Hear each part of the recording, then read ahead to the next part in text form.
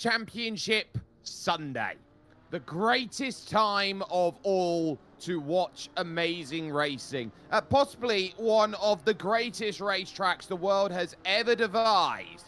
Here, the Autodromo José Carlos Pache proves today that it will be down to who can manage what as far as championship effort is concerned. We know that some championships are already decided walking into today. Some are handed on a silver plate, provided that finishes can be accrued, and others turn around and look at this and say, well, all I've got to do is my best, and I will stand head and shoulders above everybody else. Your SIMGEAR GT Masters comes to a close here in Season 11 with racing action here at Interlagos in Brazil. My name's Jake Sperry, bringing you all of the coverage here in this final championship round. We start in qualifying with GT4s. We will get some housekeeping done out of the way in regards to the team standings, because with a 214-point gap, there is no way that negative delta by iLiveries are being caught by both of the Mark Speed teams. So they are safe, and they have won the team's standings already, and did so at the last round of the championship at meeting number 6 at Daytona. In GT4 standings, Huno Horshi is all but secure in this championship, but it is mathematically possible here tonight that the title can change hands. A non-finish will certainly not help Huno out there, as Martin Yankov is just 27 points back and Daniel Struchka at 40. They could still take the title, but if all drivers do finish, then Huno Horshi, quite simply put, needs to have a finish inside the top 10 in class to get the title in the back pocket. There are 12 drivers here today in the GT4 category, so that should be ideal, especially for a driver who has won 4 of the 6 races over the course of this season and is hoping for a really good effort. The first time's then about to be attempted at this moment, and looking at every single driver right now, this is going to be a hold your ground and say, how much pace have I got? Orlin Malinov currently with a fastest second sector of anybody right now. The Motor Racing cars then making good progress, as there is the 102 machine of Orlin Malinov trying to get that SIMGEAR madness I predict a car running through with as much aggressiveness as possible through the middle sector here of Sector 3, up over the top of the crest then at Bico de Pato, and down through Meguio over towards Junsao, the junction corner out there in this run. So we will see what the first times are on the board and how qualifying works for those of you who are here for the first time. It is 10 minutes for GT4 to go out there. Then the GT3 AM and Pro-Am divisions go out for 10 minutes, and then the GT3 Pros get the final 10 minutes of qualifying to get on top. Dylan Stebler with a 1:40.6, the fastest time out of anybody so far. He is 2/10 clear of Alex Stefanov, a full second faster than Martin Yankov. So at least the first attempts going the way of the Mafia Racing Porsche, the Porsche out there doing well, the Clubman version of that Porsche Cayman, which is doing a very good job. Kamto Chikure looking quick, and so too Kevin Abey, and over the line, the pair of them then go. Kevin Abey goes second, then on that effort, a 1:40.7, but no shocks that the VGTR Hungarian of Huno Horshi is fastest then through the first attempt over the line. A 1:40.456 says good job, but look at the way that Martin Yankov, the reigning champion who is clinging on by fingertips to a championship effort here, is doing, because he is fastest in Sector 2, fastest in Sector 3. He's green in Sector 4, hits Junsao corner. It's just flat out up the hill from here towards the line. So you're really trying to open up this lap and finish off strongly, and draft important through Sectors 1 and 5 here on this circuit. The run, of course, down the Heta Posta, and of course through Arquibancadas and Esquina dos Boxes. And this then for Yankov, an improved time he was hoping for. He manages to find a time that is faster than anybody else. A 1:40.1, 4/10 quicker than his practice time, and he will know that that is a good job and currently puts him in the best position. Alex Stefanov goes up to 4th position. Just the one car yet to set a time in qualifying. That is Struchka. Off the road then goes one of the Porsches, then abandoning a lap attempt as they go through. Chikure again fastest in the 3rd sector. The Irishman making good progress. Then as far as this lap goes, this should be close to challenging, and the answer to that is it will do more than challenge. It will be pole currently in GT4 on a 1:40.0, and so brilliant job. Horsey quicker, Struchka 3rd, and so now a 1/4 of a second clear of the field is Hunor Horsey, that 39.8, only driver to break in to the 1:39s out there in this qualifying so far, and showcasing the latent pace that he has had over this season so far. Wonderful stuff by Hunor in the 1:12. So with that then setting it stall out quite nicely, you are really getting an indicator of what makes this tick as they go. Stebler currently 5th now at almost half a second off in qualifying. Set the early pace out there on his own, but hoping that today is going to find a little bit of promise and purchase as this drive comes to the line and remains then in that 5th position, improving marginally to a 1:40.309. Alex Stefanov down in 7th, a driver who can definitely on his day challenge for victories as he did last time out at Daytona, but that's yellow through every sector so far, and that one then maybe a cool lap for a push lap coming up. Chikure again looking quick here though, green in 3 sectors heading on through, and this is going to give the positivity vibes up there. Kevin Aby also improving through 2 sectors, Dimitar Dimitrov only the 1, and they won't have enough time to get back in, so that Mercedes AMG GT4 pushing for the line. Oh, the lap just goes away in the final sector, a 1:40.2, nearly 4/10 off, and Hunor Horsey absolutely rampaging, but that lap not counting. Then as he crosses the line, he had 2 purple sectors on that run, but critically, the off-track hurting, so that will not improve as Chikure and Struchka are split by just 0.04 of a second, and they do start slowing up then and trying to figure out, okay, where do we want to be in terms of positioning for that final lap. Horsey in front of Struchka then, looking for Struchka to put 2 VGTR cars up there. Struchka, of course, the outside shot at 40 points back is going to be reliant on a Hunor Horsey retirement today in order to outscore Martin Yankov by 13, which is the difference if you're not including the fastest lap overall, which they will score between them in their class, and then as well, the points that are scored for a 0-incident race will need 12, so that's the difference between 1st and 3rd, not including bonus points. All in Malinov currently in 9th, a minute 20 remaining here in qualifying. They are allowed to finish any lap time that they start in this session, so as Malinov makes the drive, it is still a 1:41.2 that All-In is able to put on that attempt. That's 3/10 down on his 1:40.9 that he has as his best lap. Stebler, you could see there on the timing tower, flashing red indicates that an off-track instant point has been accrued, and the lap time will not count. And in slightly cooler conditions here, overcast in qualifying, it is going to be a challenge to see who will manage what. Dimitar Palauzov then crossing over the line in the off-track racing Mustang GT4. A little bit slippery, that Mustang. 43.6, not a fast lap by any stretch of the imagination, but still looking for a bit more in this qualifying trim as it goes. Stebler and Yankov both getting green sector 1s, but not really finding much with it. And watch out for that checker flag, because it's going to fall on Dylan Stebler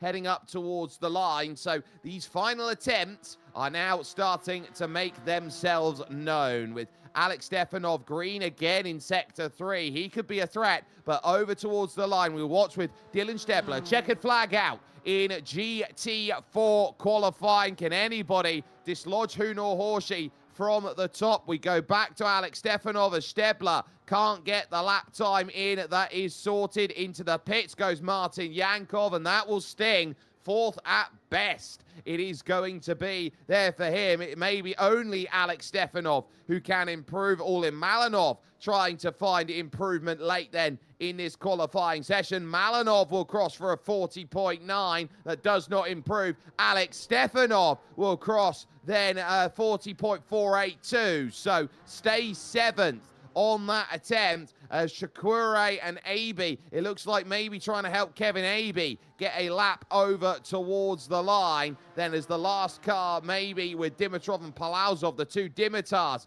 making their way forward. Aby does improve to a 40.7, but remains in 8th place on that push. Palauzov in trouble, and so Hunor Horshi will have the pole position and will quite comfortably have it at that. We now head to the cars out in GT3 Pro-Am and GT3 Am. We will start with GT3 Pro-Am Yekov Rally 3 at this moment in time because it is the team R&R, Rusty, and of course Roban team of Rusty Koshev, who's on 385 points out there overall in this season. And so 385, it's a lead of 56. There's only one driver who can hunt him down. That is Joris Erms, then in the Mark Speed car out there. And he only needs to finish today, does Koshev, to get the title sorted. A non-finish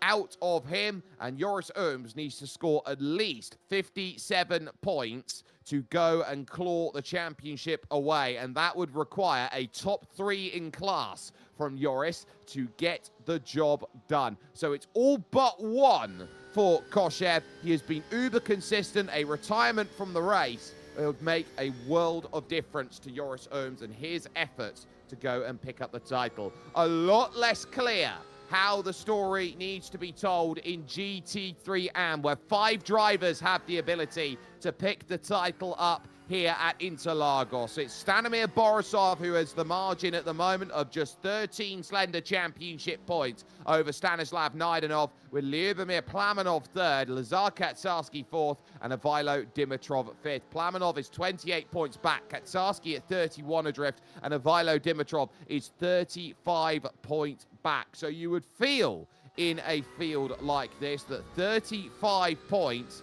is insurmountable, because 11th in class scores 40 championship points. So Katsarski and Ivailo Dimitrov need retirement and luck elsewhere, and Lyubomir Plamanov needs Borisov to be outside the top 10 in the GT3 Am standings. But there are 1, 2, 3, 4, 5, 6, 7 drivers here today who are representing the GT3 Am, so it will rely on those drivers, Plamanov, Katsarski, and Ivailo Dimitrov, for retirement out there in the class. Stanislav Naidanov, simply put, it is a win for Naidanov, and he will need 13 points, which would be 4th in class without bonuses for Stanimir Borisov then to be in the right position. First times coming in then for those in GT3 Am and Pro-Am. Ivailo Dimitrov putting down the marker of a 134.9. Roban Skelton, the fastest on the first attempts through,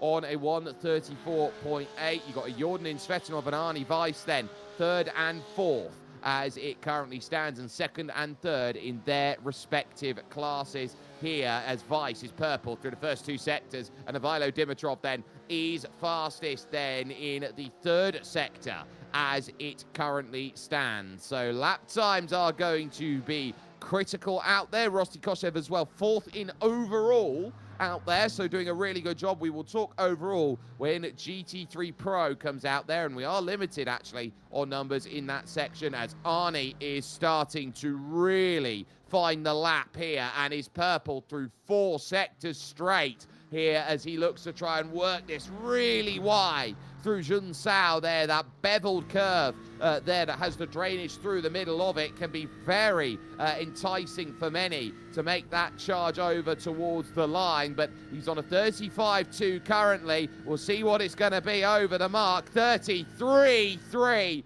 It's a full second and a half faster than anybody else so far. Arnie Weiss lays down a huge gauntlet for everyone to chase. Joris Ooms, his teammate, then a full 7/10 of a second back with Roy Viveka third. And there it goes, Rosti Koshev, who moves up to second out there on a 1:33.9.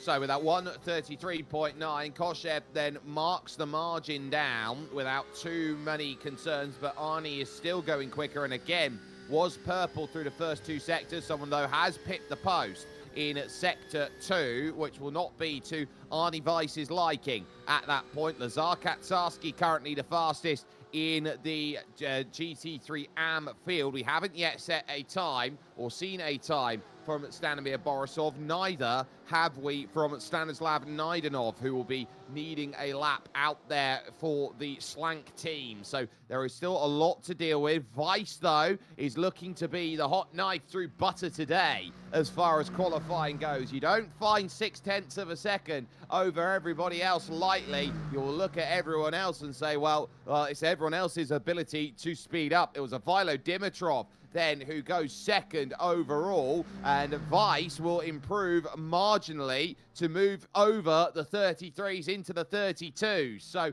great time by Arnie Weiss. That puts him 7/10 quicker than anybody else. Vladimir Mavrodiev goes fifth. Joris Ooms then up to second at 0.4 of a second away. Robin Skelton up to fourth, with that effort as timing just updates. And Lazar Katsarski goes fifth. So very much a case of drivers with pace will prove what they've got. Naidenov only 14th. He's the slowest of the drivers to set a time out there currently on a 1:35.0. So is this a tough day for Stanislav, who will need consistency to get it sorted rather than outright pure pace? That's where you're going to have to start wondering whether this could be a day of jubilation or despair in terms of where the fortune may lie. Weiss with another two purple sectors then through the middle. He is getting up to speed with a yellow first sector, saying not quite as quick as what I needed it to be. But this is really starting to show with what is 2 minutes and 10 seconds and under in qualifying for AM and Pro-Am, that this could be a jumbled up field with a Vilo Dimitrov currently third, Lazar Katsarski and Stanislav Naidenov then way down the order. Ask yourself who's going to be scoring what. Weiss will not improve, will improve, to a 32.7. 2/10 quicker than that last effort out there. Joris Ooms gets a purple final sector down with a lot of toe, goes to a 32.9. Maxim Dimitrov now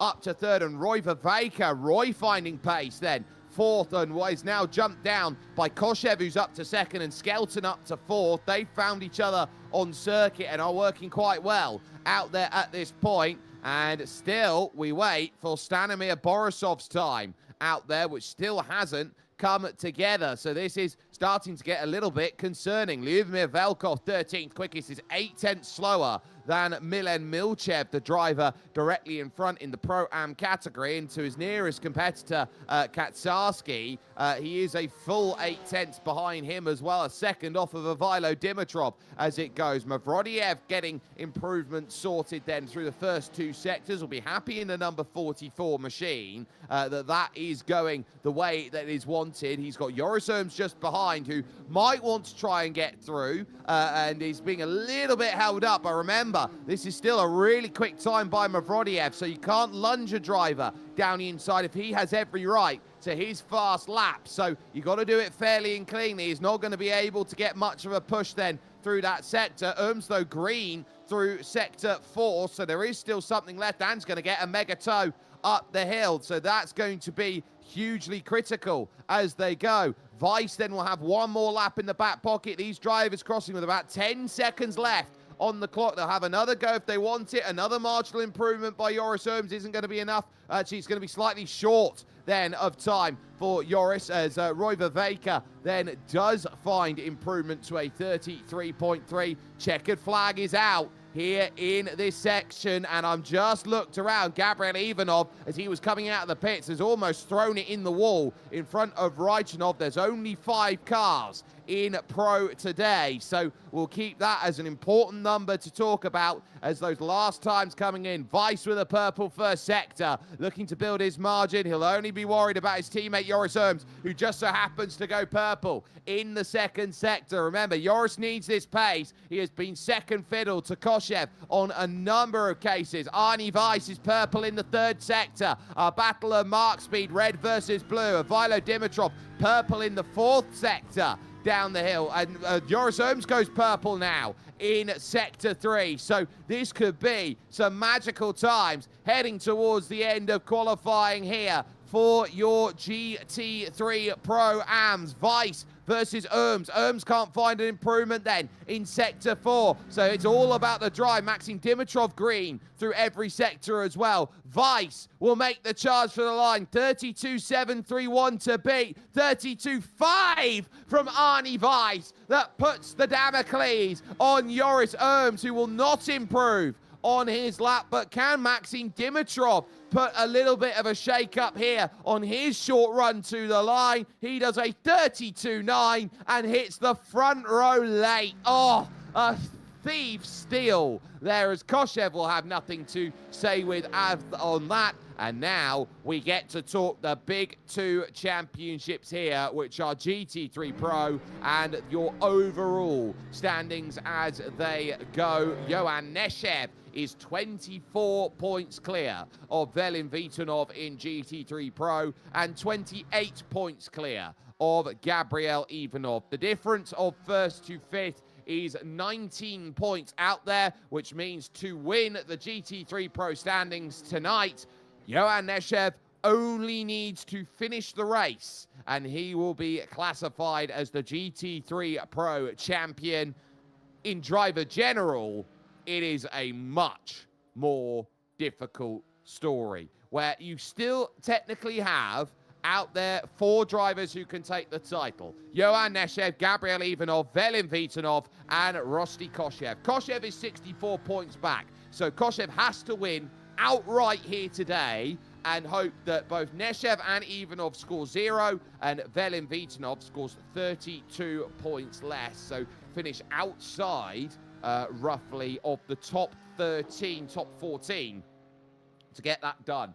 Very unlikely scenario, that one coming into play. 32 points back is Velin Vitanov, so if he wins this one today on 70 points, he will be needing Johan Neshev to finish then outside of the top 13, and Gabriel Ivanov also outside of the top 13, because those 2 drivers right now, just 1 point separates them in the drivers' general standing. So it is as simple as whoever finishes ahead of the other will take the title of general champion. But here's the caveat. If a 0-point incident race comes in, if you drive it absolutely squeaky clean, that's 2 bonus championship points. If you score the fastest lap over the course of racing action, that is an extra 1 championship point. So that will make all of the difference. Johan Neshev's first time is a 35.9. Velin Vitanov's time doesn't necessarily strike the iron hot, and no times then for Ivanov, Raichanov, or Leon Kiermaier then as far as they go. Kiermaier 4th in the championship and Raichanov 5th in the championship then as far as it currently stands. So there is still a lot more to uncork in the nearest stages of this qualifying and say, look, I can get myself right up the pointy end. I can find the time that's necessary, and I can go to the top. Venti Raichanov then with a fastest 4th sector of anyone, as that one gets put away, so to speak, I believe, by Velin Vitanov, who looks like he could be lightning fast out there today showing his pace. So here comes the look over towards the line. 33.5 from Gabriel Ivanov. Raichonova 33.4 goes 9th, and it will take the final laps to get there. 33.4 from Leon Kiermaier, good enough for 10th.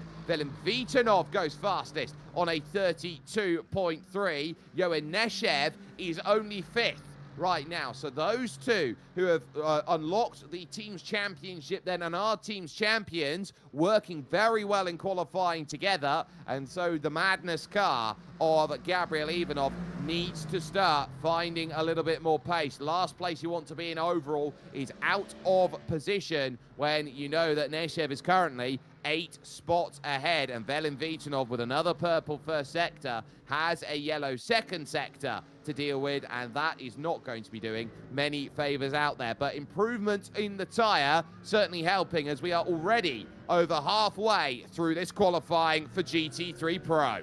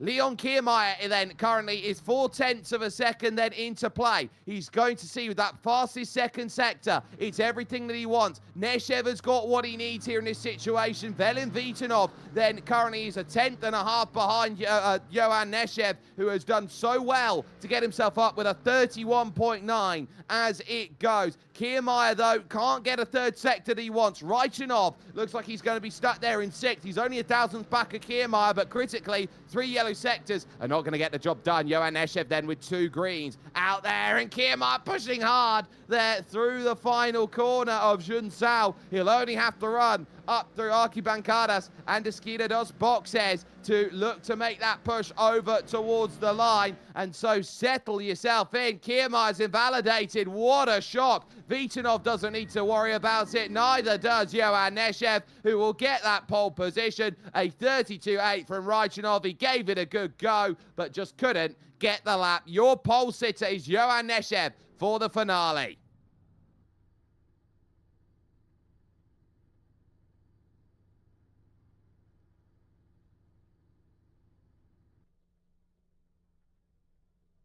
So, a qualifying effort that has pushed everybody to the limits that they have needed to, and critically with that qualifying push as they have headed towards that line, it's with just 2 goes around the circuit left that the time of pole is then found. We've got about 30 seconds before they will hit the gridding process, an hour and 10 minutes worth of racing action to decide the championships around. But critically, it is a pole position for Johan Neshev, who only needs to finish for the GT3 Pro title, but knows he is in a dogfight for overall with Gabriel Ivanov. Velin Vitanov will be alongside on that front row in 2nd position, as Gabriel Ivanov will have to start from 3rd and find a way to break through against Neshev and Vitanov, as Arnie Weiss, the Pro-Am, will line up 4th with a good advantage. Leon Kiermaier and Venceslav Reichenov will be 5th and 6th, with Maxim Dimitrov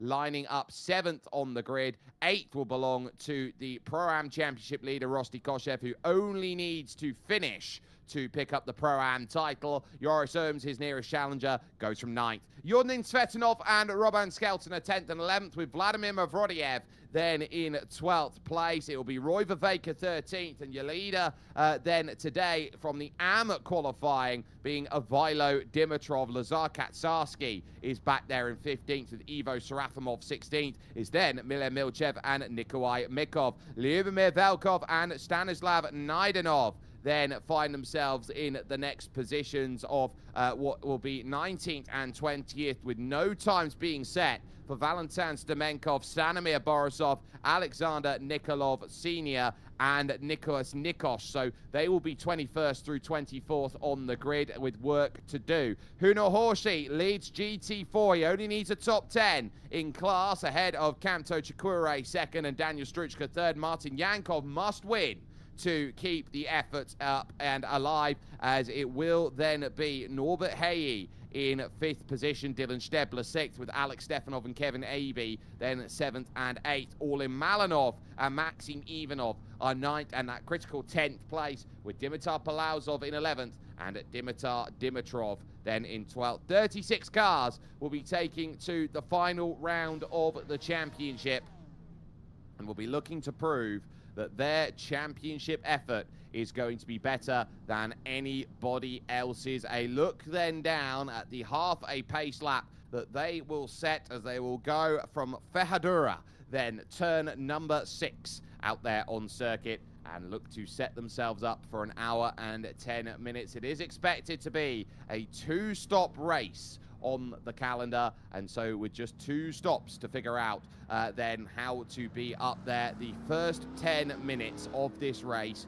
could be the story setters in each class out there. Survival is the first goal. You can get titles if you are Johan Neshev, if you are Rosti Koshev, and practically if you are Huno Horshi today, by just finding a finish. But then it's about placement, where you are after that first stop, where you are after that second stop, and bringing the car home from that point onwards. A championship that has fought so hard in terms of where everyone has been fighting from back in 2025 over into 2026. This has been one of the most important SimGear GT Masters tournaments that we have seen. And so the battle for supremacy will once again boil down to who is going to stand on the top and who is going to say, I cannot, out there at this point. GT3 and GT4 separate themselves out and will have their separate starts, but watch out then for Johan Neshev and Velen Vitanov. They can coordinate a start in comparison to the likes of Gabriel Ivanov, who will want to try and throw one down the inside. The two Blue Mark Speed Aston Martins in 4th and 5th can be silent threats out there too, so don't keep them out of the conversation. Pace car will peel off to the left and say, I will not worry too much more about anything in this. Let's get ourselves ready for racing action here from Interlagos, because the championship starts now on the green flag launch. Good start by Raichanov back there from about 3rd or 4th their row as they head into the center S for the first time. A little pinch down on the inside as the two teammates look to scrap together, Neshev and Vitanov, and critically the pass done on Johan Neshev by Gabriel Ivanov, who struggled through the second part of the center S. Clearance then is found, and critically at that point, he's ahead of you, Johan. Overall championship is going to make a difference. Maxim Dimitrov will look around. GT4's already fanning out to 3 wide in through the opening section. Chakure on the inside. Oh, and contact, and round is going to go Daniel Struchka in the Ford Mustang there, and that's going to be big. Wide goes then Huno Horshi through turn 2. That's going to bring the chance then to go through for Dylan Stebler, who got a very good start, and Martin Yankov's gone nowhere off of this launch, and there's next to no room. He's going to dive the pair of them in towards then the Desquita de Lago, the lakeside corner, overcooks it through that section. Yankov also runs a little bit wide, so now suddenly, talk about this for turnabout's fair play. Stebler leads, Chakure up in second, or will be for the moment, because it's side by side, and Huno Horshi gets himself back through with that move. Stefanov back there and Kevin Aby having a good scrap, but for the moment, Velen Vitanov can only see side by side for the race lead. Gabriel Ivanov going for that move. Johan Neshev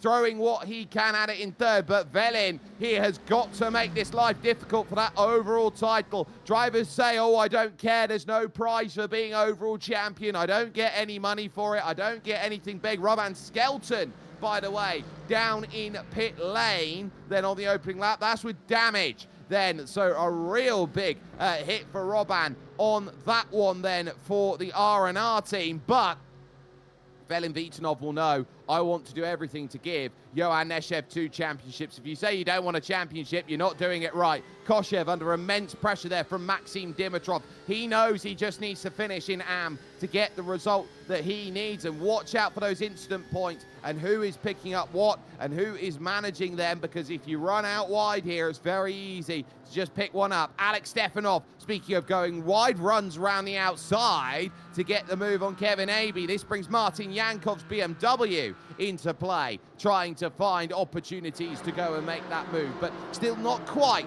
The line is there as they will now run in draft to get as much pace as possible, and a little look there behind as well from Orlin Malinov, who was wanting a little search there. Hey, then out to Desquita de Lago, back up the hill again here around this Interlagos circuit, over towards Ferradura, and trying to find as much push as can possibly be found through the early stages of this race. Huno Horshi, though, to the lead. Kamto Chakure is not going to sit back too much, but Huno, after the mistake, now holds himself steady, and the contrasting lines showing. Now it's 2nd, 3rd, and 4th here, so Ventislav Raichanov can start putting a little bit of daylight here into this one. Vitanov knows that he's got Johan Neshev behind, and Neshev will want to try and chase down Gabriel Ivanov, who will be doing everything in his power here today to win the overall championship. That will be his primary focus and goal. 1, 2, 3, 4, 5, 6, 7. Then in GT4 as Horsey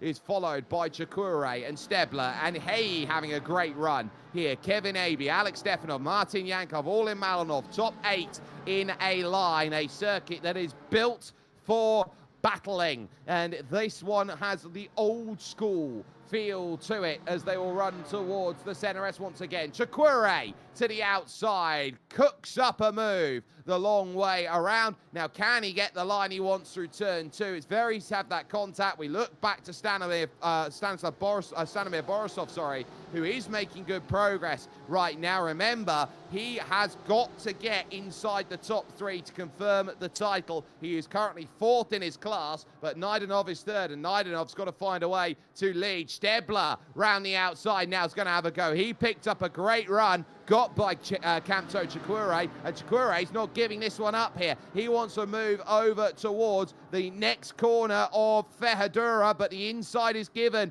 over to Norbert Hay. He's trying to stick his nose in and say, look, I belong in this fight. I'm looking for a way through. Very heavily defensive then, as it is everyone pretty much all over the top of each other in this section, and it's contact. 1, 2, 3, all gonna go around, and Yankov's involved as well as he gets turned. Hey then caught up, Chakure with nowhere to go, and they were backing up into each other. You're expecting the powder keg to go up, and again more sliding then to go through. Stebler with the black and orange mechanical flag. You can see that the rear left is damaged beyond repair. All in Malinov also with the meatball flag attached to it, and there you can see the hits that make all the difference. It was just the checkup, and really Chakure nowhere to go, Hey nowhere to go, and very much looks like synchronized swimming or even the ice skating out there in Milan there, just how difficult it was to navigate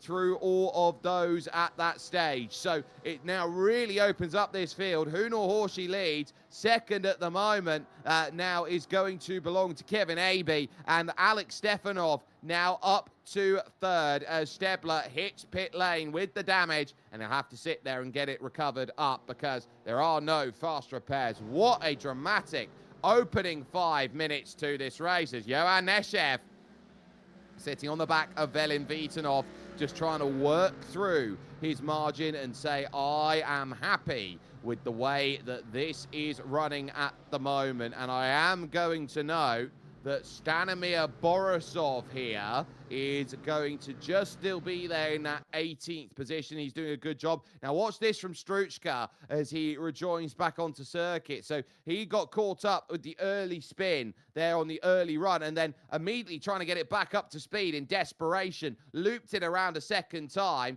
and backed it into the wall. So that has done a bit of damage to the rear spoiler. This was Dimitar Dimitrov, catching a massive Team Dog Racing tank slapper there. I'd call that a Sherman tank there on that tank slapper, and nothing more that can be done for Dimitar than just losing out in that scrap. Norbert Hay then caught in the middle and finding himself very much getting into the door, and that is a secondary bit of contact that has caused all sorts of troubles then for the VGTR esports car powered by Hymo setup. So you can see the front absolutely bashed in there on that Porsche Cayman Clubman, and the right front there absolutely showing all of the wear and tear of a race like this. So Norbert Hay makes himself the 3rd driver from GT4 into the pits, and with that mark, an important mark to talk about on that as well, it will mean that Hunor Horshi only needs to finish now, and he is champion. Side by side for the overall race lead, though. Gabriel Ivanov and Velin Vitanov then go mirror to mirror in front of the GT4 traffic, fighting incredibly against each other. They now tiptoe through the second part of the Center S, and now the Curva de Sol, the Sunshine Corner, and this is where you start thinking, well, the more I can be a nuisance, the more that the likes of Johan Neshev can jump on in and keep himself in the scrap. On the brakes it is, in towards Desquita de Lago, and now the group starting to bring itself closer together at a time where it can be ill-afforded.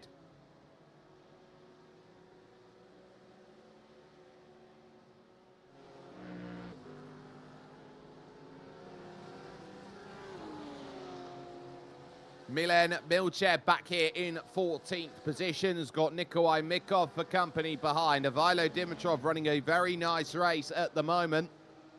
In 12th is your leader of your GT3 Am category. Arnie Weiss leading GT3 Pro-Am at the moment, which will be of no concern to Koshev because it's not Joris Ooms in that position. Look at how close there Joris gets to the back of Maxim Dimitrov as he tries to showcase that the strength of that BMW is in the middle sector of the lap, and that lapping speed is critical for how it goes. Reichenov now is on the back of this group of 4 and will also want to try and stage hunt for a victory, knowing that it will take vital points away from everyone. Tough season for Venceslav. He's had pace to go and win at a number of races this season. Lyubomir Velkov in a scrap with Alexander Nikolov Sr. And Sr. right now in the maroon and yellow is just going to be able to hold with the grunt that is available out there, and it's doing everything you need to. We need to go back to the front though, because again, Ivanov's having to defend right now from Velin Vitanov on placement, and that manages it. But here's the switchback from Velkov, who gets a very astute pass in that Porsche done through the center S. So well done, good pass, and certainly managed it quite nicely. Now Leon Kiermaier, interesting position here. They will multi the cars out in front, so Weiss lets it go and says, Leon, you go out there and run for this one. I will worry about Rosti Koshev behind in the battle for overall victory in GT3 Pro-Am. So that will tell an important story that Koshev has come to try and win this race, and he will lunge up the inside of Biko de Pato. Arnie Weiss is going to look for drive off the exit. He'll have the inside for the next technically 5 left-handers out there as he sorts out Meguyo in his position quite nicely. But now on the brakes, we'll be looking again for a run through the left-hander, 90 degree of Junsao, the junction corner,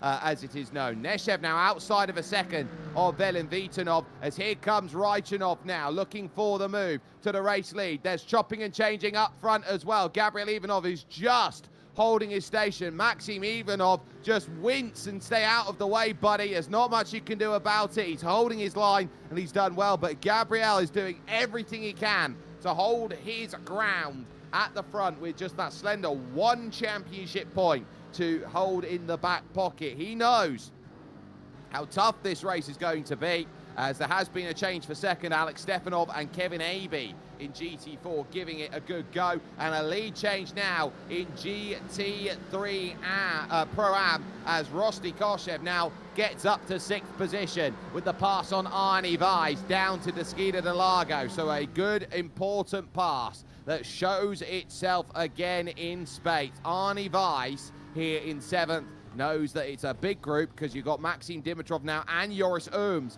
There it is, a group of 4 trying to follow itself around, and this a circuit that does have the tendency to bring packs together out there, and those packs I think are going to be very, very telling out there at the point. Dylan Stebler, worth noting, has just put a protest in against Hunor Horshi, so that will be looked at post-race to see if there is anything untoward with that. So if that is the case, then Hunor might be in a little bit of hot water if he's not too careful. But now drivers try and tiptoe their way through the various groups that they have, and you're looking at Joris Ooms here and what he's got to do. He's got to run by 3 cars and hope that Rosti Koshev finds retirement in this race. Very tough to know whether that can be attainable or not, because you're relying on the luck of the racing gods to make the difference out there at this stage of the proceedings, as Vitanov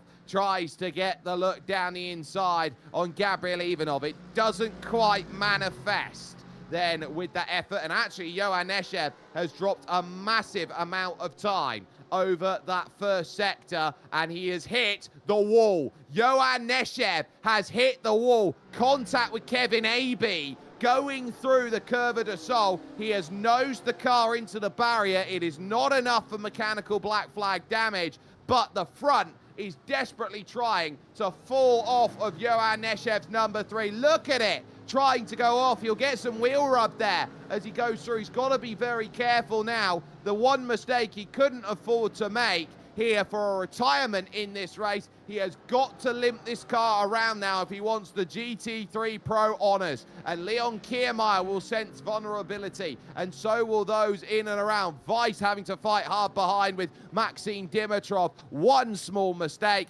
can really rock the apple cart, and they're a driver who is just going to be so vulnerable on the straights. Look at the difference now. Top end speed is non-existent, and Neshev is diving for the pits early, and there will be a lot of optional damage that will have to be repaired at the stop. This has forced the hand of Johan Neshev at the wrong time for him. Here in his effort, he goes down in towards the final boxes, looks to try and get it slowed up. It'll be the last box because he took pole position, and he'll get up on the jacks. Tyres will be there, fuel will be attributed, and they will be out there with as much tape and panel beaters as they possibly can. Here's a look at it then from Raichanov's perspective. So you can see, tried to get the clearance on Kevin Abey. Abey tracking out naturally, and Johan Neshev just trying to go around the outside. You could argue he wasn't given any room on that outside, and that level of contact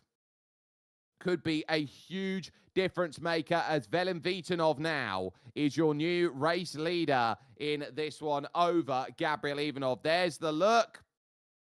At some point, Kevin Abey's got to be predictable there and head over to the inside. Knows he's got a quicker car on the outside through the long turn 3. I'd put that on Kevin Abey there, who was trying to hold his line. And Johan Neshev, he has been in the pits for a very long time in this race. I think he'll take as much repair as possible and just try and prioritize the finish to this one, and just completely abandon any hopes of overall, which, so long for Gabriel Ivanov, if he finishes, will be his mark to have, as he is behind Velen Vitanov. There is a Vilo Dimitrov who is hoping that the stars will align points-wise in the GT3 AM Championship. He needs a retirement out of Stanimir Borisov here, but Avilo leading this field. Naidanov currently third in class. He's now really trying to attack Mavrodiev, and then look at the group he's with. He's got Joris Erms, he's got Arnie Weiss, he's got Maxime Dimitrov and Rosti Koshev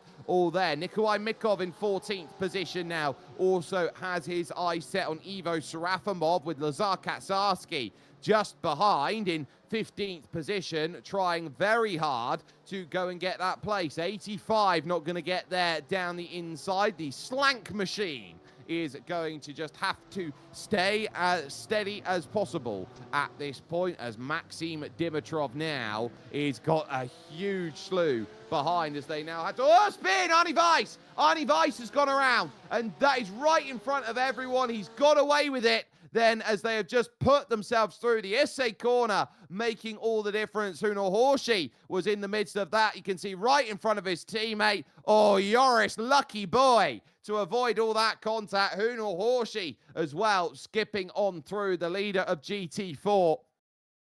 My, oh my.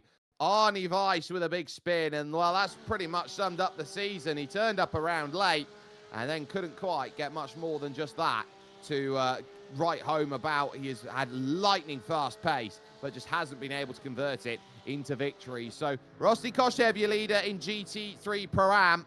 Maxime Dimitrov looking to stage hunt for this final season and say, I can make an all-important challenge. And these mistakes right now, they could lead up to drivers trying to find a little bit more improvement when the likes of the championship rolls on in for the SIMGEAR Endurance Series, recently announced then by SIMGEAR. That will be brilliant. Sign up still currently open for that one, for a prize pool over €2,500, which you don't often get to see in the world of sim racing. So it is a big prize pool for drivers to pick up and want to drive themselves in as far as series go. Gabriel Ivanov, though, we focus here back to the race lead battle with Velen Vitanov. They've pulled nearly 4 seconds over Ventislav Raichanovs now, so those two have been able to pull themselves away and give each other just enough of a gap. Nikolai Mikov then working through in 13th position and comfortably dealing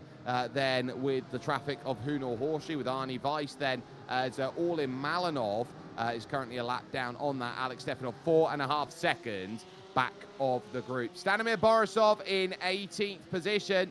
This is a big key scrap between him and Stanislav Naidenov. It will be for position between them, the top two in the GT3 AM Championship here. And Borisov just needing enough room on the outside, going to not get the clearance there. And actually, he's going to get scared off the road slightly through the corner. Kevin Aby held his line and was very well entitled to it. And that is now allowed down the inside. Oh, make some room. Nikolov Senior trying to force a way through. Borisov into the grass with 2 tyres. That's going to be scary. And the move done by Senior as he gets it done. Alexander Nikolov Senior on Stanimir Borisov. Kevin Aby only watching on as Lubomir Velkov brings himself in. There's contact now for the likes of Borisov. Spinner. And there goes Alexander Nikolov Senior. Not written and sorted. Past there, causing trouble.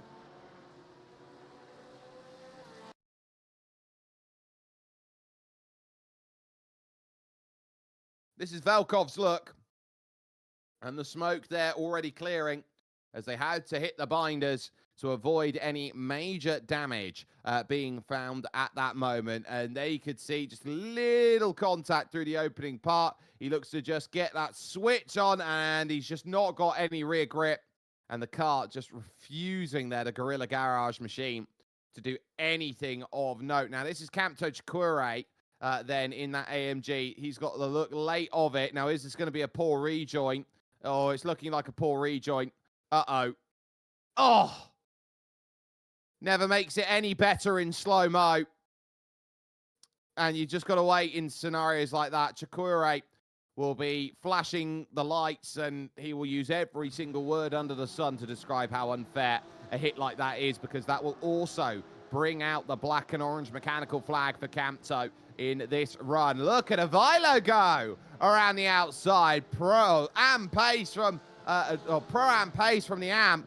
Vladimir Mavrodiev, nothing he can do about that. That's a lovely pass by the Porsche 83 driver who is doing everything perfectly at the moment to secure the result that is very much needed at this stage of his season. He can only do the best that he can and know that everybody else around is just hoping to find that result. But the top two, now here at 21 minutes into this race, you are starting to think about the word pit stop, because that is going to be the first of two that they eye up. Martin Yankov trying to find a pass on Palauzov for placement and is struggling to find any way where it's going to work there. So it's going to have to be, I'm stuck, I can't find a way through. Mavrodiev then, who is currently in 10th position, will try and get back now at Avilo. Will now go on to the Hetaposta and see whether Martin Yankov can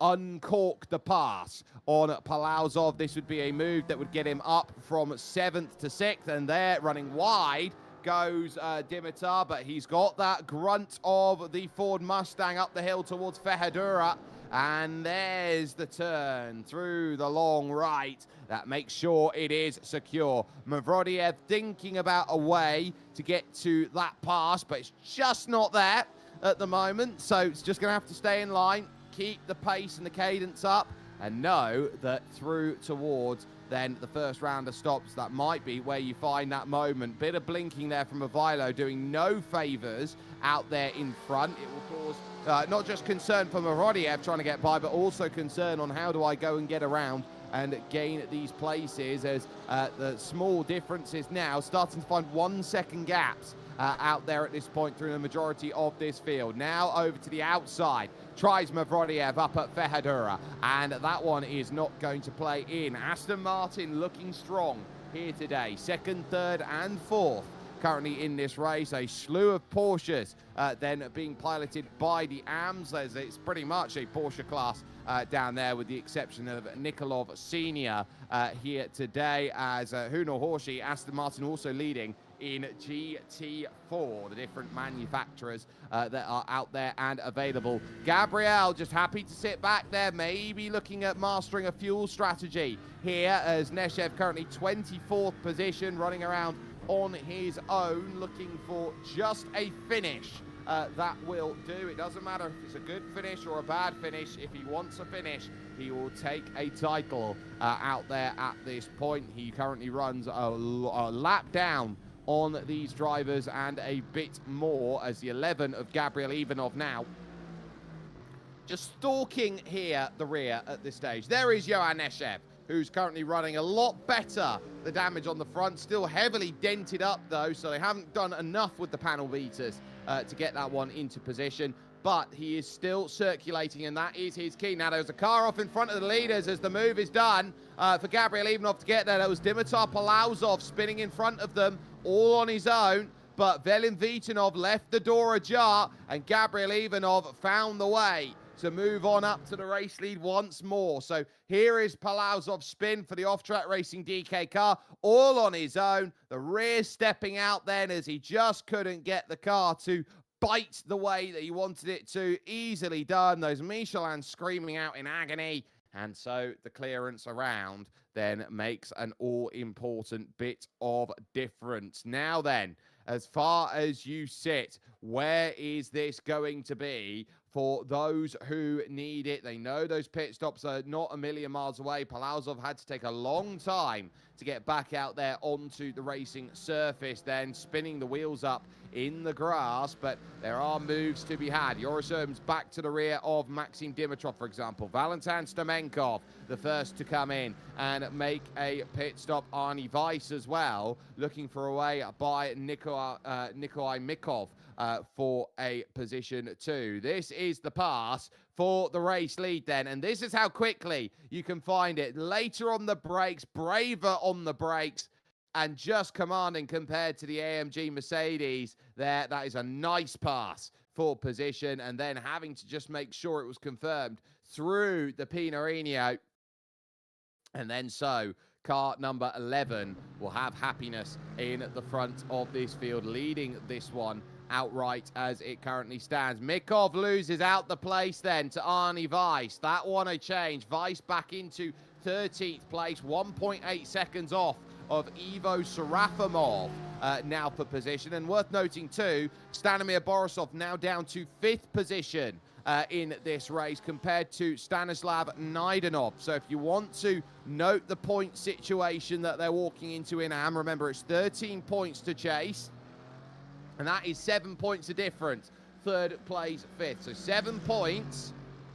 Okay, you've halved the gap, but you still need more. Oh, hey, that's going to be big for the race lead. Vitanov all the way over to the inside, cuts back to the outside. They're dueling like it's the last lap of this race, and it's not. They're not even at their first pit stops yet, so they are really starting to throw hammer and tongs between each other. Now comes the run. Very heavy defense again by Gabriel Ivanov. Is this wise in the story of this one, as he hits the brakes and runs himself into the left of the Interlagos turn 4, now through turn 5 and back up the hill? Velin Vitanov has the chance to throw back the move that was put upon him a couple laps ago, as he now works through Fehadura and looks over to the SA corner as the one where it could unlock it. It won't, because it's covered middle of the road by Gabriel Ivanov, who has got a slightly loose Aston Martin at the moment, but is doing what is needed. Now, Nicholas Nikos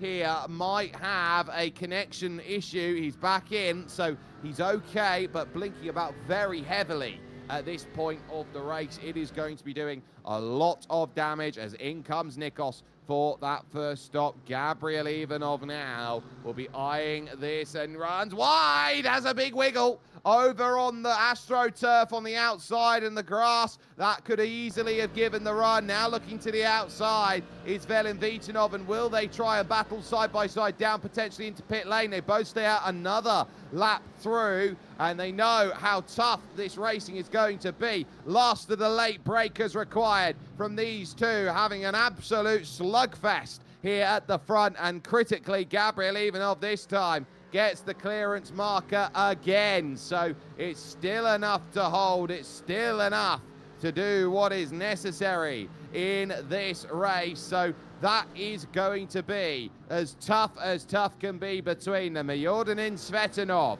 now will come in and make a first stop then of this race, and will hope, beyond all hope, that this is going to be one that his stop will get a good undercut with at this point, dropping down now outside of the top 15, getting fuel and tyres sorted, expecting around a 22 to 23 second pit stop there to get that one done. And now you start thinking about where do you want to be. It's one of the fastest track-ins on pit entry. It doesn't have the update around this circuit of the right-left chicane to slow drivers down. It is old school fast around here. And speaking of old school fast, as that was Palazov and Dimitrov side by side in GT4 spec behind, a look from the rear of Arnie Weiss, who wants the pass on Nikolai Mikov to go up to 12th place. Mikov, I think, has found a way back through in the Porsche, so that will do some good out there for those drivers. And Svetanov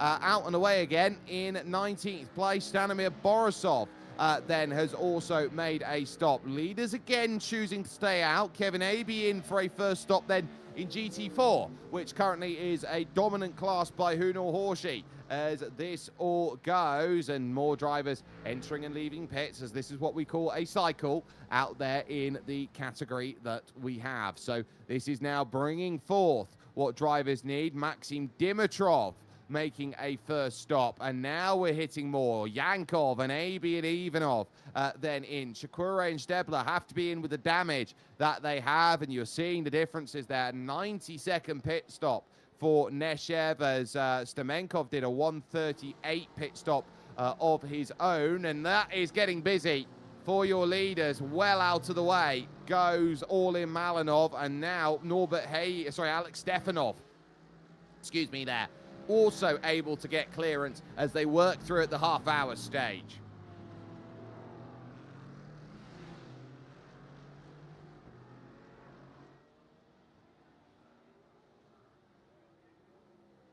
So, a number of pit stops making themselves known with 40 minutes left in the SimGear GT Masters season for season number 11. Really, for now, you are hoping that this one can launch out to a wonderful run of driving, and now your leaders are both going to hit pit lane. Who's the bravest on the brakes? Look at that! Side by side now down the transit lane. They will go here. Ivanov and Vitanov now move over to the boxes as late as they possibly can. They will now get the ghosting as they hit the brakes, and this becomes a battle of pit crews. Now, a question will be whether it's tyres or no tyres. It's tyres on there for Velin Vitanov. There are no tyres being taken by Gabriel Ivanov in this, so this is going to be a case of, can Gabriel Ivanov hold on the margin that he is setting up with? That is mega in terms of it. Raichanov has stayed out with Joris Urms, and look at the battle on the exit. He's stolen a march. Oh, brilliant there. Velin Vitanov has stolen a march on Gabriel Ivanov with that run, and that is a huge jump. But look at this. They're going to scrap off the exit. Incredible stuff between them here. Gabriel just wants to get into battling immediately against Velin. Outside line's going to be contact door to door into the Interlagos, straight down the inside.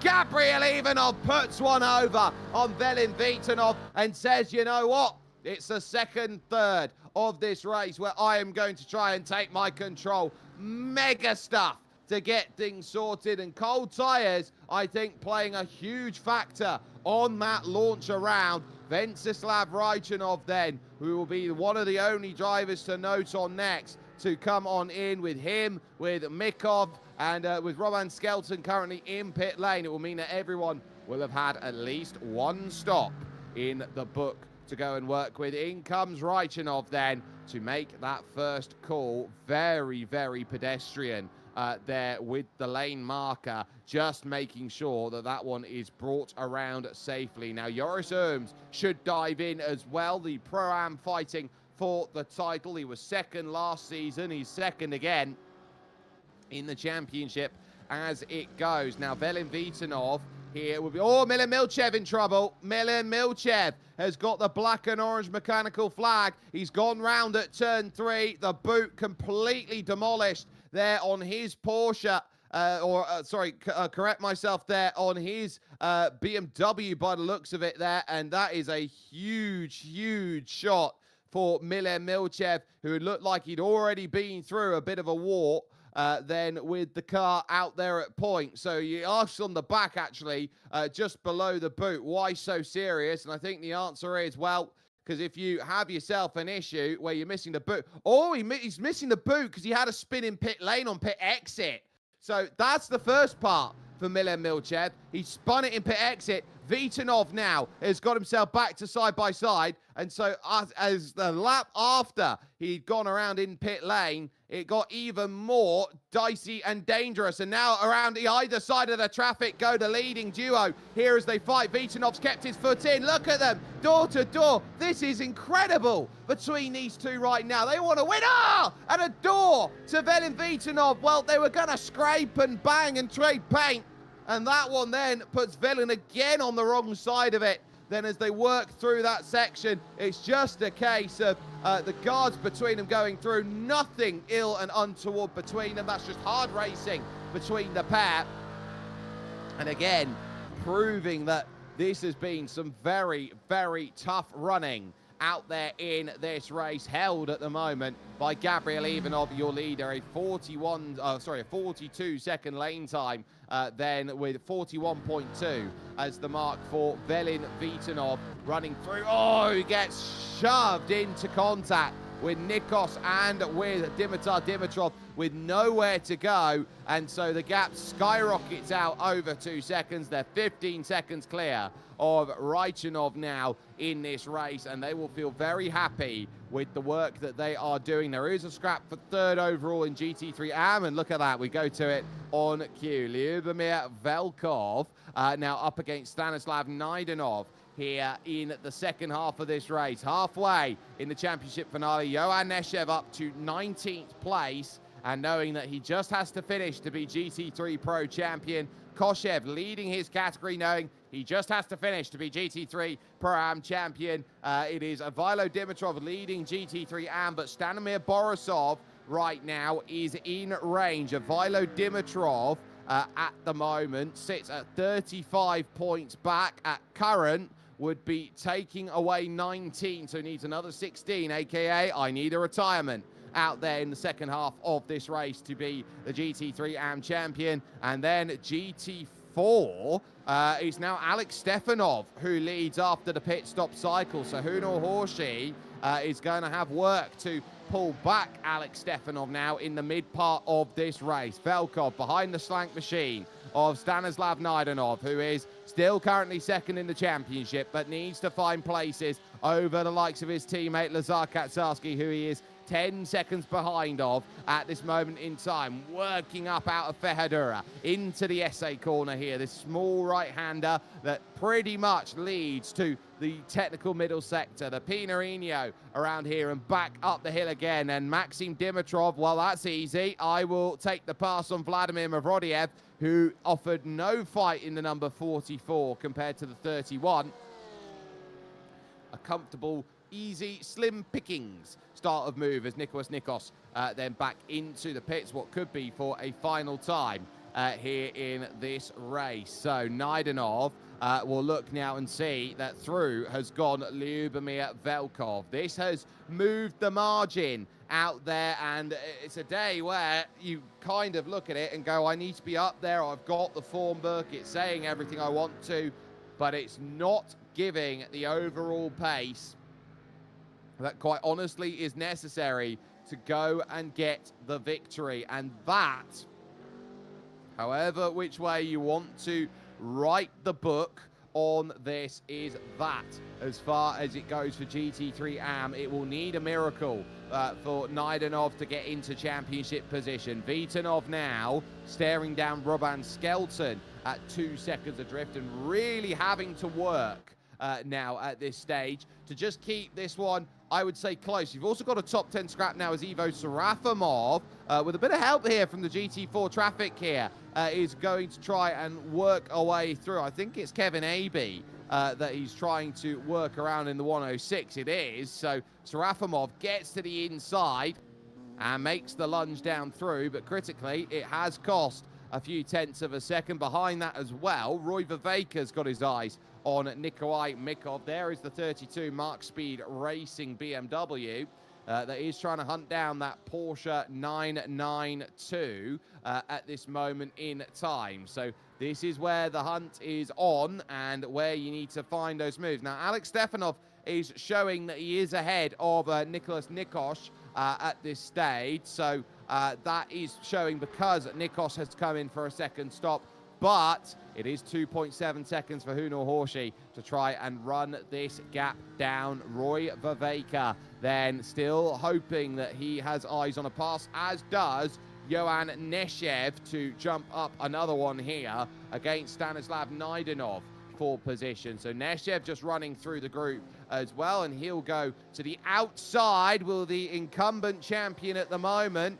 It's always very difficult when you're racing against drivers that you don't normally battle against because of a difference of pace. So this will be a test of what everyone else does. And the yellow helmet syndrome found there, the likes you'd see from, say, Ayrton Senna. Get out of my way, Stanislav. I am moving on through. Neshev getting another one. We'll be eyeing up Lyubomir Velkov next. Your leader, Gabriel Ivanov, 1.9 seconds clear at the front of this field and doing just about everything right at the moment as Naidenov now tries to follow in the shadow of Johan Neshev, and if he stays within a second over the course of the next run, that would be a huge boon of achievement, and that one you can certainly say would be massive heading towards that run. So as they look for it, it's now about just managing the way that this race goes in the final third, or half to third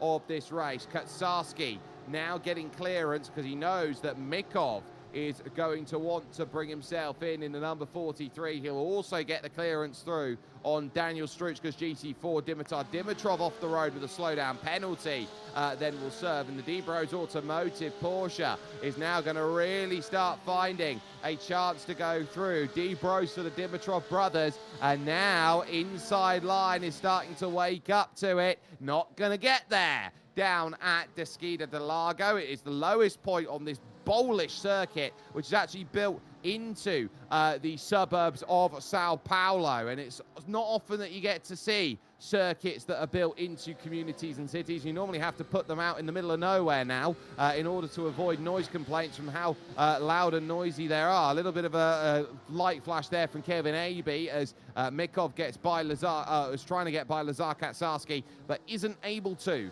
at this moment in time just yet. You've also got Neshev there trying to deal with Lyubomir Velkov. Now, fastest lap bonus point is important to note. It's currently with Velin Vitanov. Right now, it's an extra one out there, one championship point in the back pocket, and Velin will be very pleased to note that he's got the fastest lap currently as it stands, but trying to find a way past the 90 to damage Johan Neshev, and he's going to get all the run and then some here up the hill with a little move like that. So, pass made on Lyubomir Velkov.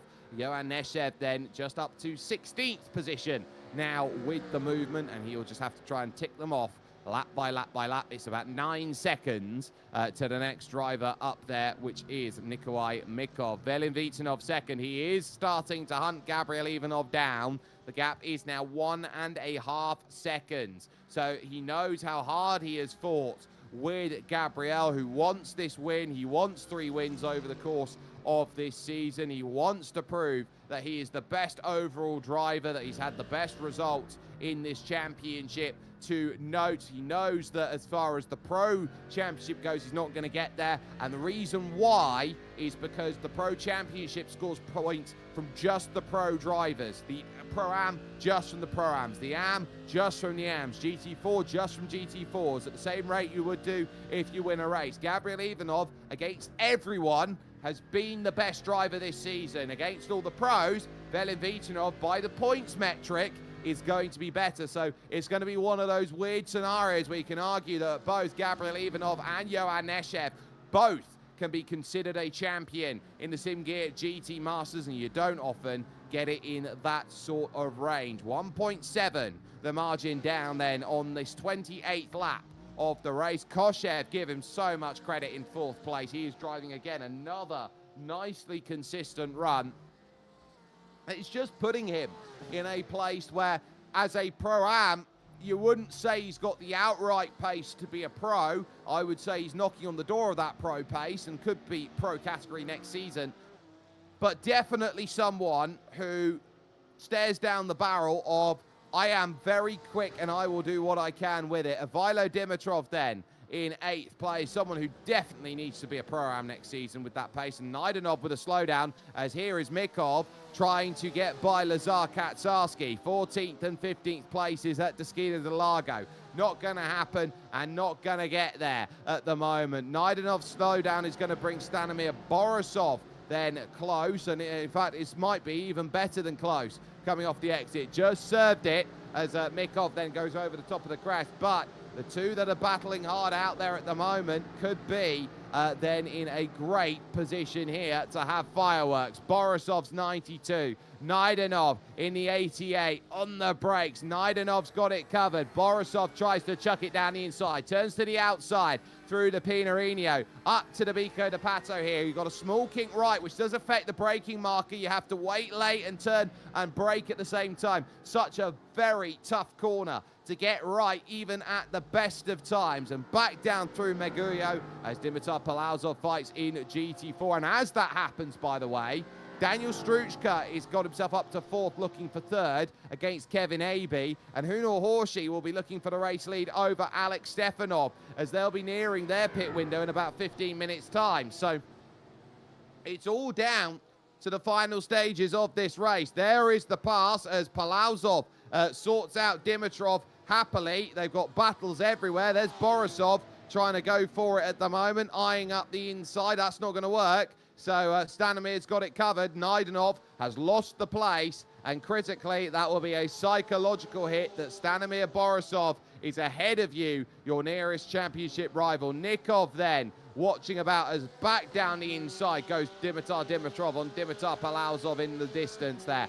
Move done. That sorts itself out, but I would keep an eye on Hunor Horshi for a moment at half a second. Palauzov trying around the outside now, not going to work. So again, more clearances needing to be found. And just behind them, almost a lap ahead of them now, is Horshi and Stefanov. As Struchka at almost 0.3 of a second. He's got his eyes now on Kevin Aby. Remember, he was backwards through the opening corner was Daniel Struchka. And now as he looks to try and lunge it up for SA corner, it's a big, hefty defense to try and get it sorted. Struchka not really too bothered, not feigned by any sort of move that is going to make this happen. Long look around the outside, a little bit of grass there isn't going to be doing too many wonders, but up over Bico de Pato, they stay as they are for the moment. Dimitar Dimitrov continuing on here, this battle for 29th overall in this race, and that side-by-side nature, one of them's going to have to win as Neshev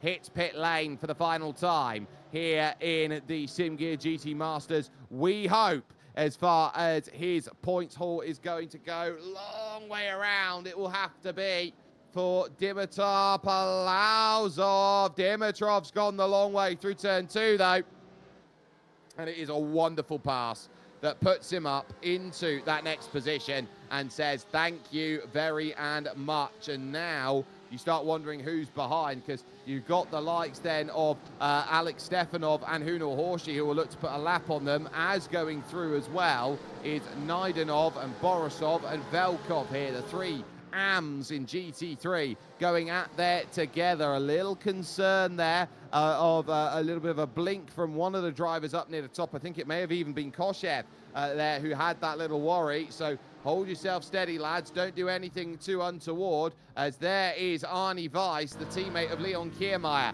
He's trying to get by Ivo Serafimov. This one would be for 11th place, and would give Arnie Weiss something to smile about here. He's got a good run on the JRS car there on the inside, on the right of screen, on the left on the circuit, heading in towards turn number 1. And Velin Vitanov now in within half a second with a lot of traffic. Weiss going around the outside. Can't get it through turn 1. Will get it, though, at turn 2 of the center S. Wonderful stuff. And chase once more. Gabriel Ivanov has been hunted down at the front of this field by Velin Vitanov. They'll have to go through the two Dimitars. Horsey and Stefanov as well, fighting for GT4 lead. Serafimov trying to come back. That's not going to work. I think there's a run now for Hunor Horsey along this main straight in towards turn 1. Stefanov's going to defend. I think this is a case of tyres versus not. Gabriel Ivanov pits then from the race lead, so that will set a split strategy between them for the final stages. But for the moment, Alex Stefanov here, he's doing all he needs to keep at bay one Mr. Hunor Horsey, who has been flawless in the mid part of races, to keep himself happy with his result. On the brakes they go. Ivanov's going to leave the pits with just an 8-second pit stop then to just get his finish sorted. Nothing in the context. Struchka wants in. Side-by-side and contact for GT4 lead. Then as they work this one out, Neshev going by the pair of them. A lunge down the inside by Struchka. There's contact! And round goes Kevin Aby out of third position. Struchka's gone in a bit deep as they've gone for it. Now Alex Stefanov still holds his mark and now holds Velin Vitanov up. And that could be the difference maker for Gabriel Ivanov. The traffic heavy, and on the exit, clearance is found. And now Hunor Horsey needs a lunge down the inside. Oh, the door's ajar! Oh, magical. Now here comes the cut back off the exit. Oh, I sold you one there. You thought you had it. I sold you your own shoelaces. Great pass as far as that one goes. But Hunor's not giving this one up as he dives back down the inside and takes it. There is Gabriel Ivanov out there, but the pass is made. Velin Vitanov, leader right now, but critical move. Hunor Horsey back to the point, but it's going to be Alex Stefanov now who will have the slipstream over in towards turn number 1 out there on circuit. So it's going to be all about this run, this pass, this moment, this measure of metric to get it done. Now trying to go and use all the road, but Horsey's better on the brakes with the tyre life. And so, as that sits itself out, they will be back together again, but the long curve de Sol will prove to be one where a move can be found. It can be put together. And now you start wondering, am I going to be able to get that launch down the inside into the Skida de Lago? No, is the answer for Alex Stefanov, because Hunor Horsey is just as good as me on the brakes, and that Porsche Clubman against the Aston Martin is making a life a bit of a nuisance right now as they go. Leon Kiermaier now within half a second of Rosti Koshev in the battle for 4th position overall. Ivanov, by the way, came out in 3rd place. Not going to be close enough to make a move there on that one. The car behind these two is Robin Skelton. Oh, long way round. Why not? In the Porsche. That could work. That could work a treat.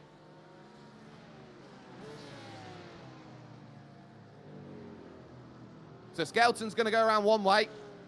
He'll comfortably get that one dispatched, but now back down the hill again. This has been good, strong fighting from these two.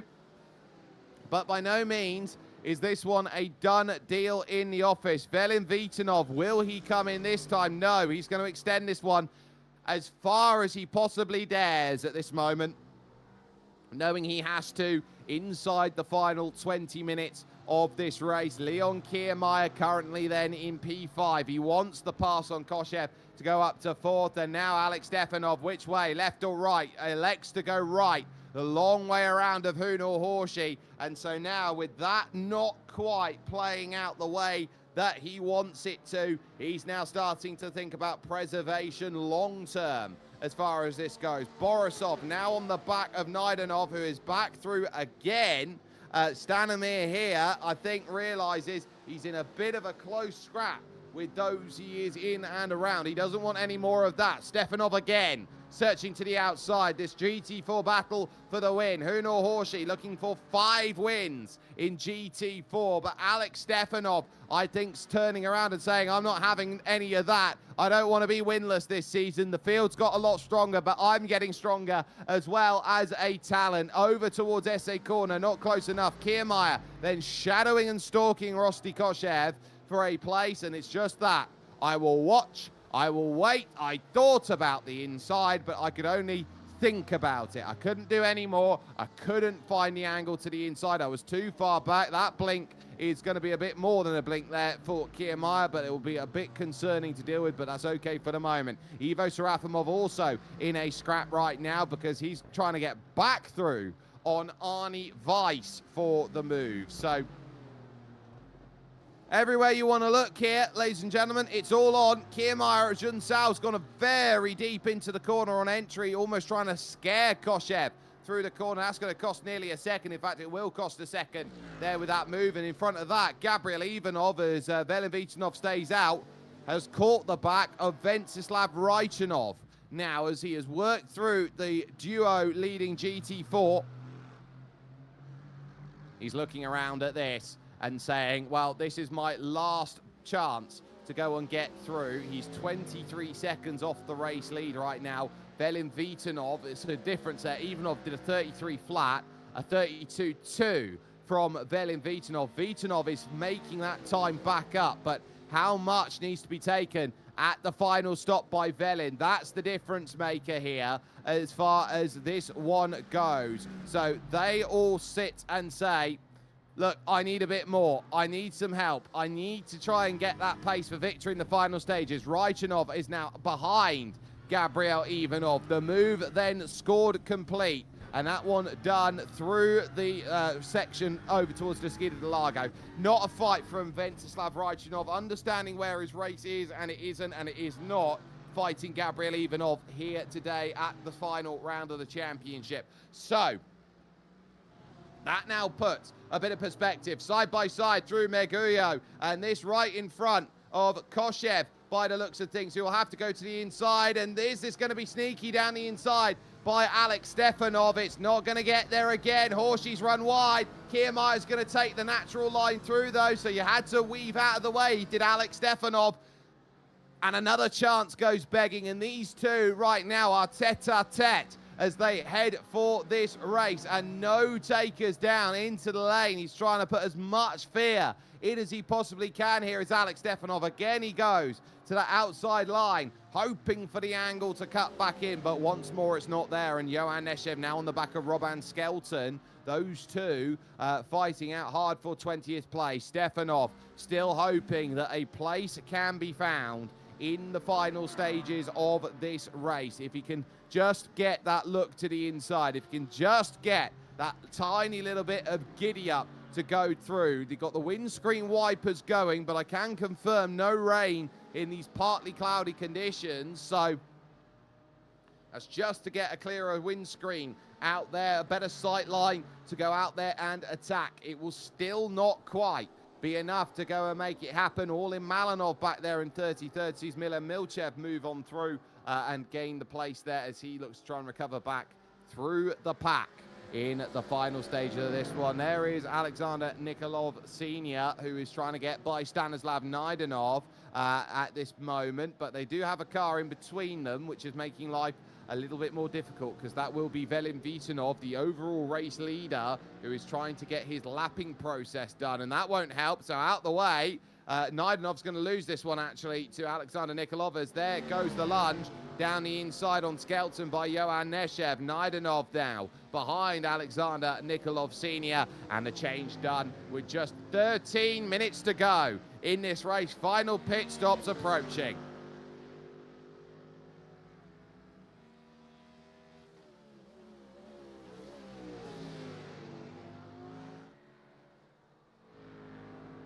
In comes Hunor Horshi from the race lead of GT4. That's a final stop, and we expect GT4 to be slightly earlier than GT3. Weiss now inside the top 10. Might be eyeing up pit lane soon as Raikkonen sees Gabriel Ivanov in front. And Gabriel hasn't really been able to get away here from Raikkonen, who's been able to piggyback off the rear, use the slipstream actually quite well.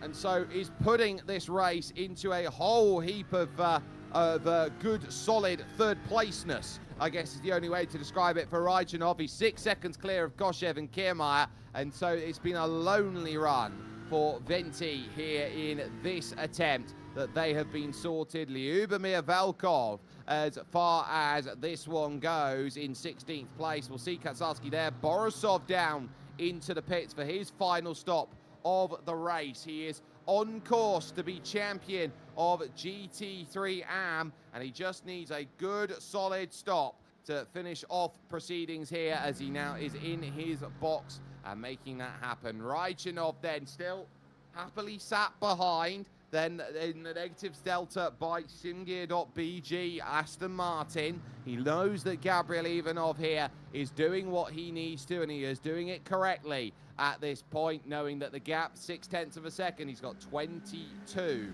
seconds to go and look at, and you can see the differences on the stops there. Lap 31 for Gabriel Ivanov, a stop on lap 20 for Velin Vitanov, a stop on lap 21 for Venceslav Raikkonen. Out there here in this race. So the stopping margins making differences. In comes Dimitar Palauzov now for that stop. So if the GT4s are coming in now, you would expect 3 or 4 laps on from that, and that's not going to actually leave much at all. That may only leave about 5 laps at the end of the race, or even that, 5 minutes right now. This is probably the most critical moment here of how good is the stop, how late do you leave it, and actually how much do you need here. Martin Yankov, a reigning champions run of GT4, which was strong and steady, but you just start looking around and saying there could have been a little bit more to make it happen. Vitanov stays around for another go, and he will take it with 10 minutes left in this one. Horshi out and away in third, still waits on Alex Stefanov, and his last stop of the day. That was one of the Mark Speed BMWs going by him around an Interlagos circuit that has shown a lot over the years. It used to be this winding behemoth of a track before they simplified it, and even in its simplified form, it is one of the best race circuits out there in the world. Alex Stefanov now your leader, but Ivo Serafimov still trying to find a way past Vladimir Mavrodiev now, because Arnie Weiss has basically jumped away and said goodbye, and I will see you guys another day. But Beamer versus Beamer as it goes. In comes Jordanin Svetanov for that final stop of the race now.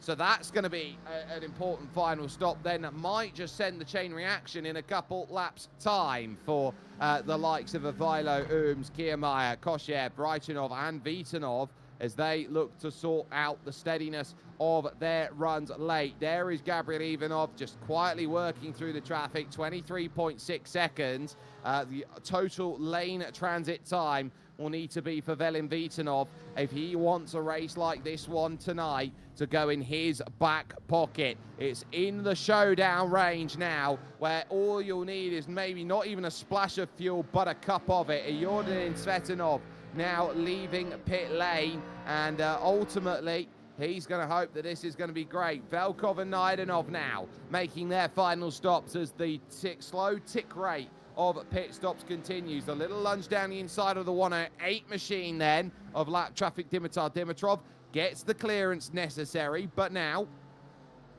Ivo down the inside takes the place from Vladimir Mavrodiev and will be very comfy with that as a bit of effort as he gets that move done. Raikkonen happy to shadow, but Gabriel Ivanov, it's up to you on pace, buddy, if you want to keep the race in your sights. He knows that overall championship is just tantalizingly close. He's just got to finish to get it. He's a kiss of the ring away, so to speak, right now. And what is Super Bowl Sunday, which will be coming on over in a few hours' time. And of course, we are 3 weeks away, or just under 3 weeks away from the start of the SIMGEAR Endurance Series, then that will be kicking itself off. So there's that to go with. Velin still with that fastest lap marker at the moment, and you are seeing the differences then from their last lap. 7/10 from Velin Vitanov over Gabriel Ivanov. I think that margin might be enough. A massive slew of a wiggle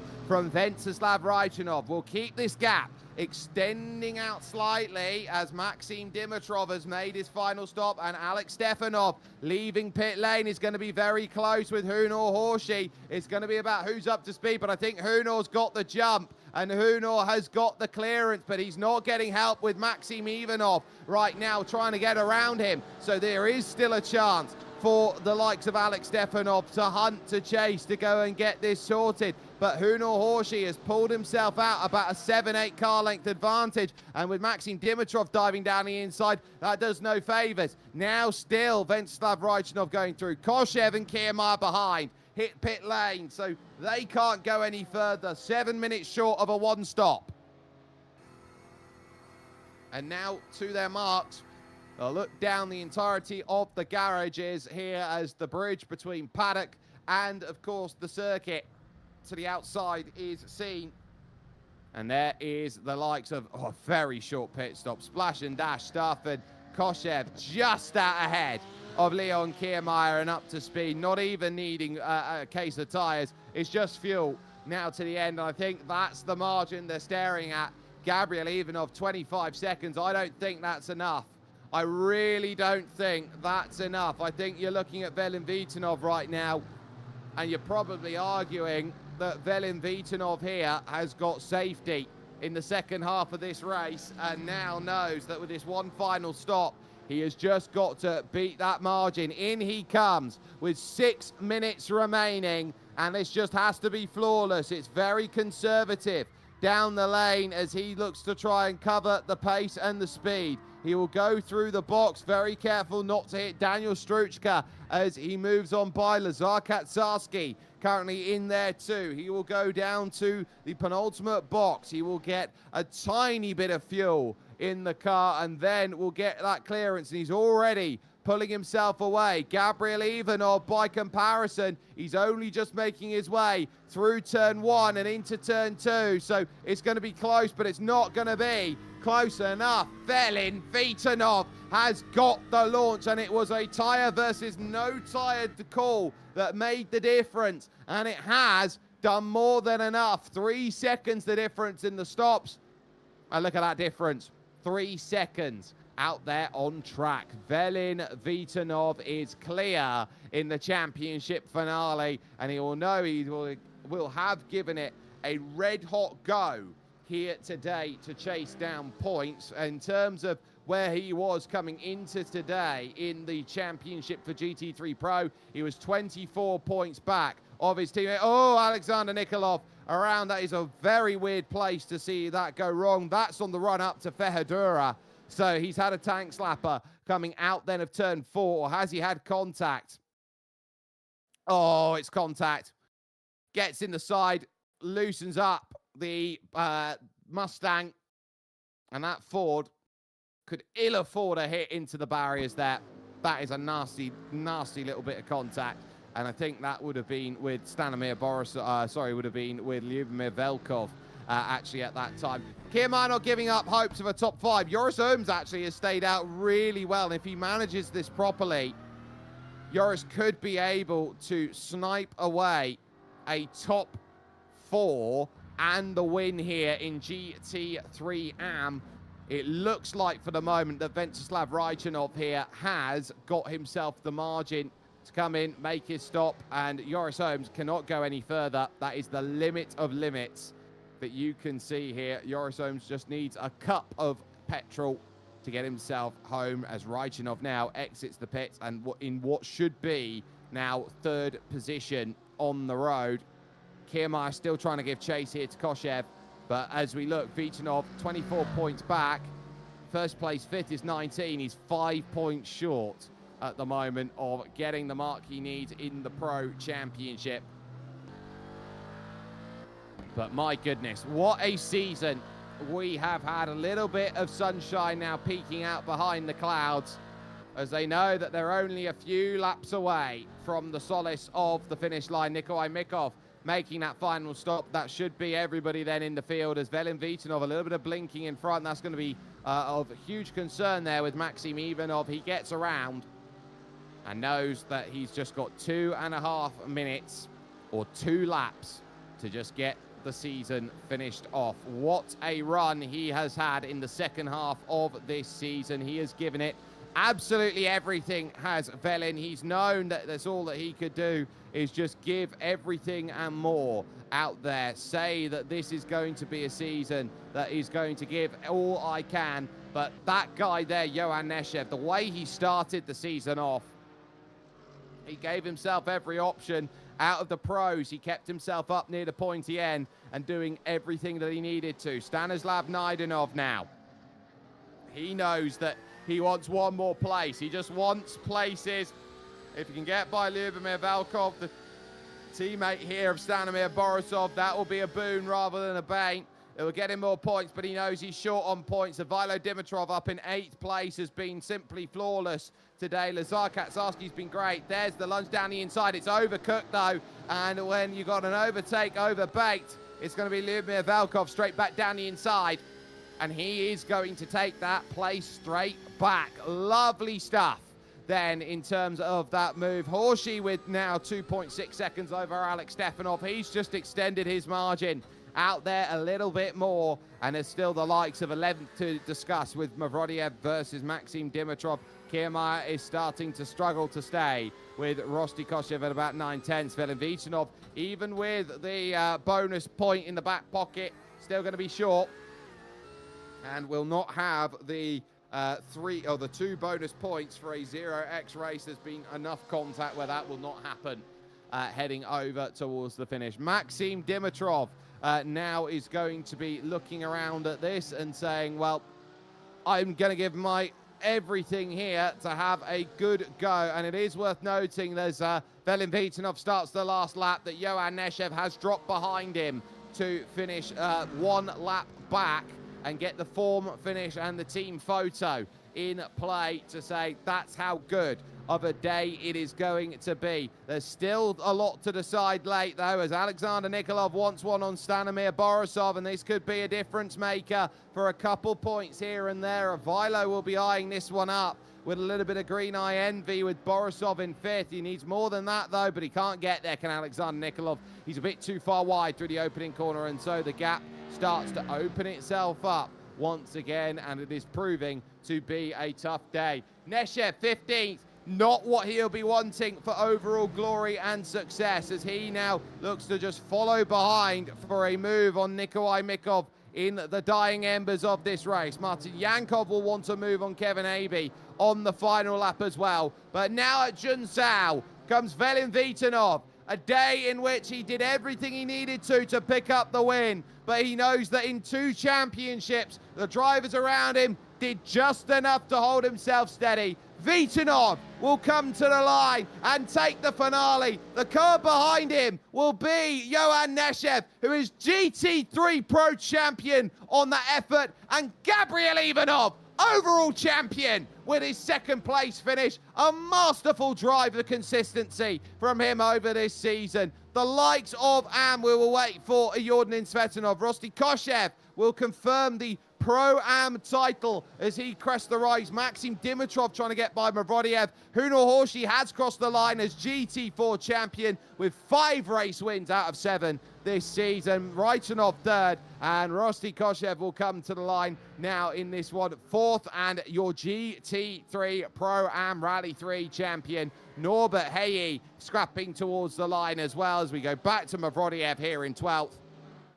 Looking for a way through to get by at this stage. There is Martin Yankov, who will now cede the championship over to Hunor Horsey. A good go, but in a car that has not worked. Heyi will come across the line then with Kamto Chikure to finish off their runs, and the flashes over the line as Mavrodiev is going to lose out against Maxim Dimitrov, and Ivaylo Dimitrov has just crossed the line, being your GT3 Am winner today. But Stanimir Borisov, the winner of the championship in GT3 Am, absolutely magical the works that have been done from all drivers across. Last one over the line, Nicholas Nikos then, who will put the end to the 2025 season of sprint racing in your GT Masters. And so now, a chance to run through the classified results here from this circuit of Interlagos. A win overall it will be for Velin Vitanov, 1 hour, 10 minutes and 35 seconds. He wins by a margin of 3 over Gabriel Ivanov, who confirms the championship in overall. In third place, it would be Venceslav Rajchanov, with fourth belonging to Rosti Koshev, getting the Pro-Am honours. Leon Kiermaier will finish off in fifth, as we have a little issue with race results again for the second consecutive race. It will be sixth for Joris Ooms and Jordan Svetinov in seventh. Ivano Dimitrov will take the Am honours in eighth for victory, as Arnie Weiss would finish ninth, and the top 10 rounded out by Ivo Serafimov. Maxim Dimitrov will finish 11th, with Vladimir Mavrodiev in 12th. There we go. As 13th would belong to Roy Vaveka, and Nikolai Mikov would take 14th. Johan Neshev would still confirm with even a 15th place here today, that with no retirement, he is the GT3 Pro champion, as Lazar Katsarski would be 16th, Lyudmir Velkov 17th, and Stanislav Naidenov in P18. 19th, then, these drivers a lap down, would be Roban Skelton, and Stanimir Borisov, who is in 20th place, confirms the GT3 AM title with that effort here. It will be then Alexander Nikolov Sr., who had himself an up-and-down day, Valentin Stemenkov, and Nicholas Nikos 2 laps down. 4 laps down, and champion with a 5th win is Huno Horshi, but I'm sure that the protest sheet will have a little look at what happened early on in the race. Alex Stefanov and Daniel Struchka then second and third in class, with Kevin Aby and Martin Yankov then soon following behind that. You've then got Maxim Ivanov and Dimitar Dimitrov, with Dimitar Palauzov and Milan Milchev well off the pace after a very dramatic day for him. Orlin Malinov and Kamto Chikure then with damage, and Chikure caught out as well, with Norbert Heyi and Dylan Stebler for Matthew Racing there. Tough for Stebler in terms of dealing with what it is. But a wonderful season that has brought itself over towards conclusion, and we will in the next few moments head over to your SimGear GT Masters press conference to end out the season and talk with drivers who have gone through the toils, the trials, the tribulations of what a long season often has to bring around here with this championship, and how every single element of putting yourself up to the highest level now sits and says, I want to be the absolute level best. And it's been proven by so many early on in this run that has gone through.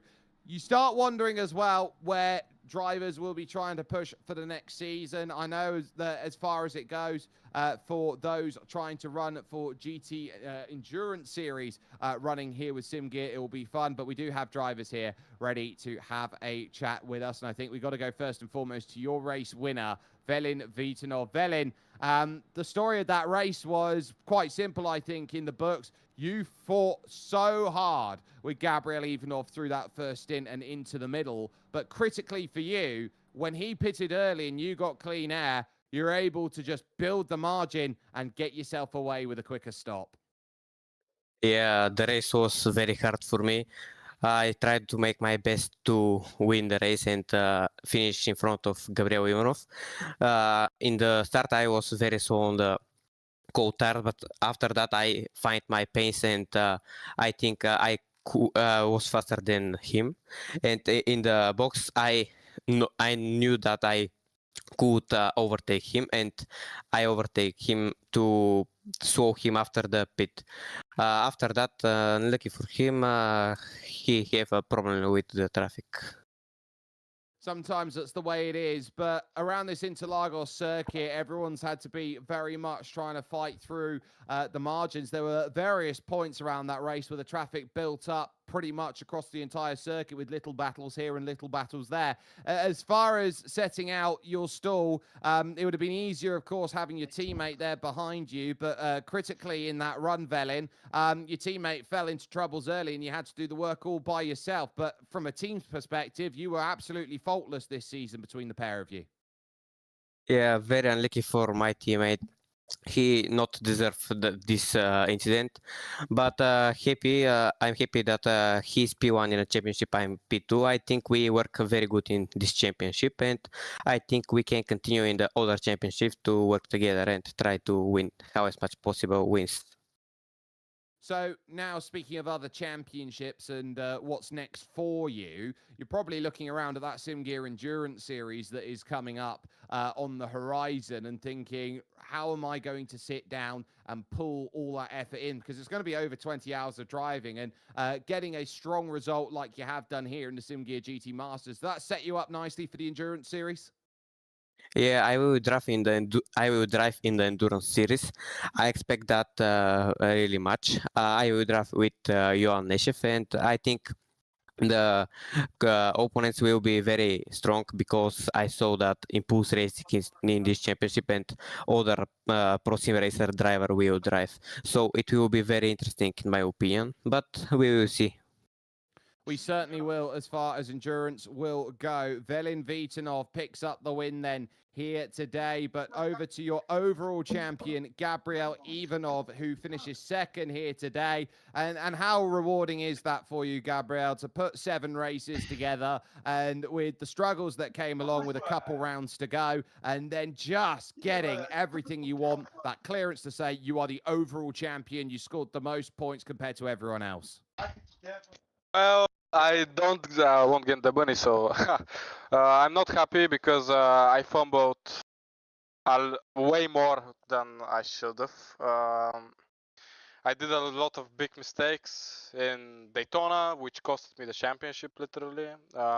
In Spa, where the incident happened with Ivailo, and I mean, I know the pace is there, but I do a lot of mistakes that are very stupid, and Johan and Verin did very good in that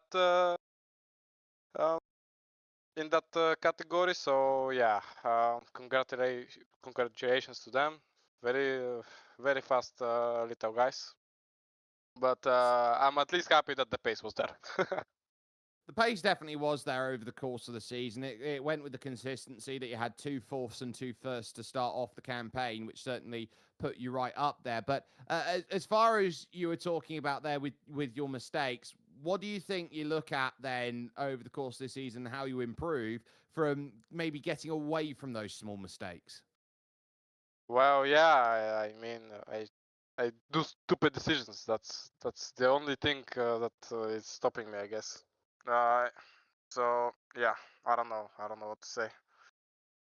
Well, you are a champion out there, and that much we can certainly say with authority that you are the overall champion. While it is only a title to hold and not a title that has monetary value with it, how much of that are you carrying then through the next year to the next lot of SimGear GT Masters? Uh, I just need to fix these things. The pace is there, even if I start practicing way more like before, it will be a lot better. But yeah, uh, I don't know. I don't know what to say. I'm just very disappointed in myself about these mistakes in Daytona, in Spa, because in Spa the pace I had was insane. But shit happens, I guess. Well, a little bit of time to think about it. Gabriel Ivanov then is your winner of the overall championship on the result of a second place finish here today. Third and arguably quite quiet in the end in terms of the result. Ventsislav Raichinov here with us now. So Venti, main drivers got away and ultimately it was left for you to basically be on an island on your own for a fair bit today. I saw the guys in front. They were quite fast, so I didn't try to catch them. I just tried to save fuel and to do my race in the best possible way, which I did, because I didn't have the pace to fight with them or stay with them. So that was the clever decision for me, just to not crash or something, just to finish the race. Considering there were like very short time of practice, and I don't like this track at all, so I think it went pretty good. as far as your season goes, do you see this season as maybe one of a missed opportunity because you were right up there fighting in the first 3-4 rounds, and then mistakes crept in that kept you out of contention. The points then found themselves massively flying away. What do you think then gets you geared up then for the next championship runs that you're looking for? Yeah, this was for me. This was a bit of unlucky season, but you know, you need a little bit of luck every time. So we continue. That's it.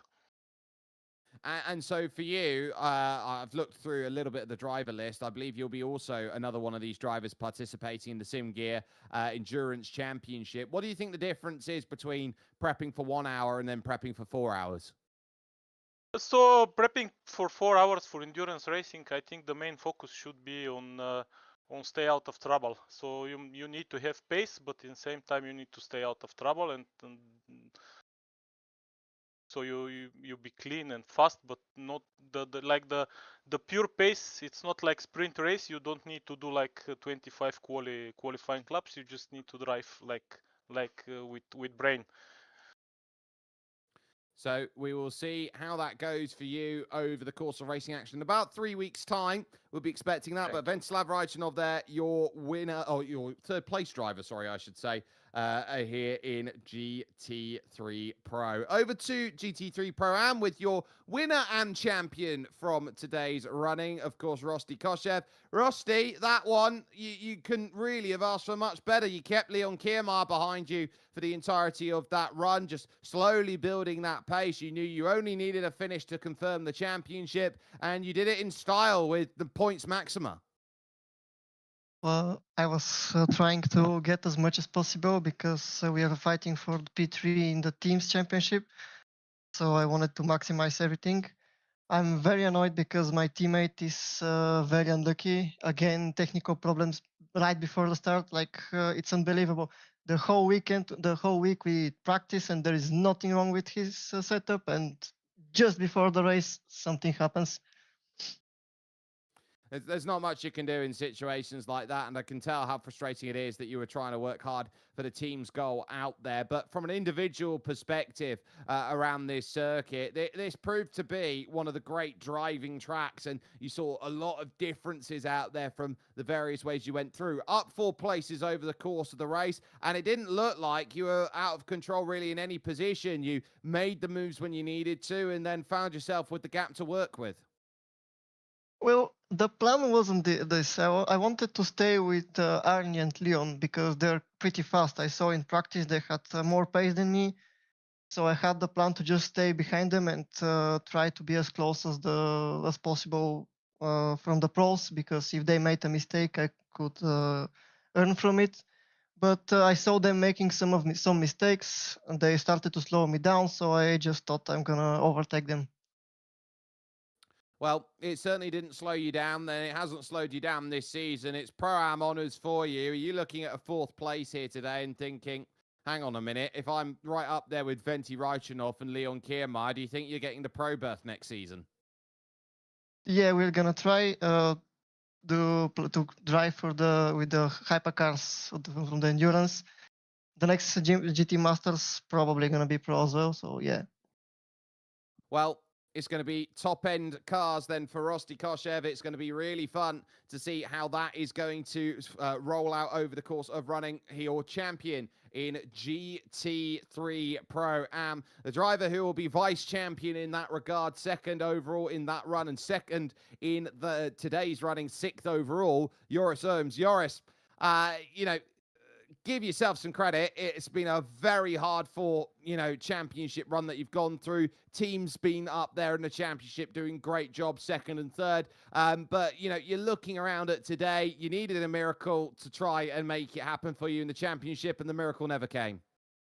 Yeah, that's true. I needed a miracle, but the reason for that is because Rosti was just brilliant the whole season. I think every race he was fast, he was consistent, flawless in quali and in the race. So basically, there's not so much you can do about that. So as you say, it needed a miracle, and the miracle didn't happen today. Well, miracles aside, it was still a very well put together championship on your front, especially piloting around in the BMW, which seemed to be a little bit hit or miss over the course of the season. So as far as your Interlagos went, you found yourself in the middle of a few battles here and there, really having to scrap with it, especially in the middle where you had about 6 cars split by about 3 seconds at one point. I have to say the BMW worked surprisingly well on this track. I was expecting it to be a bit more difficult, but it just, how do you say it, it clicked. Well, I'm still not fast enough, but it was definitely not a bad car on this track. So it was actually a very enjoyable experience here. And so with that enjoyable experience, are you looking around maybe at the endurance series, or are you still, and the team still gearing up as GT Masters is the next place that you want to be sort of challenging next? Well, GT Masters will always be in the line of our focus. The endurance season, we're talking about it, but planning-wise, it's a bit complex at the moment, so we're not sure what we can do. But if you look at this season, we had 4 cars from the team, and I think we can say they all did pretty well. So I'm very proud of the team, very happy with the team. So the GT season, yes, for sure. Endurance, we still have to see. Well, we'll hope to see you for endurance running, but at least in the SimGear GT Masters, back-to-back seconds in Pro-Am is certainly nothing to take a sniff at. Joris Erms there joining us with that run. Third in category would be the number 40 of Iordinin Svetanov. Now, Iordinin 10th to 7th, only a gain of 3, but it was a very hard-fought race, I think, from every driver out there, and there was no real chance to sit back and rest. Hello. Well, for me, it's really chill race because I know that I had no chance for P2 or P1 in my category. So I needed to keep P3, and when I see that only Rosti and Joris is ahead of me, so I just drive safe, no mistakes, just chilling there. So yeah, that was most of my race. When you are chilling like that and you've got an hour and 10 to drive and you're struggling to concentrate maybe potentially because of the drives you got around, how do you keep yourself in that mind zone of something can happen, I can still jump up there and gain places if something happens? How do you keep that consistency and that level up there to concentrate for the hour and 10? Oh, well, for me it's quite hard because I'm not driving really often.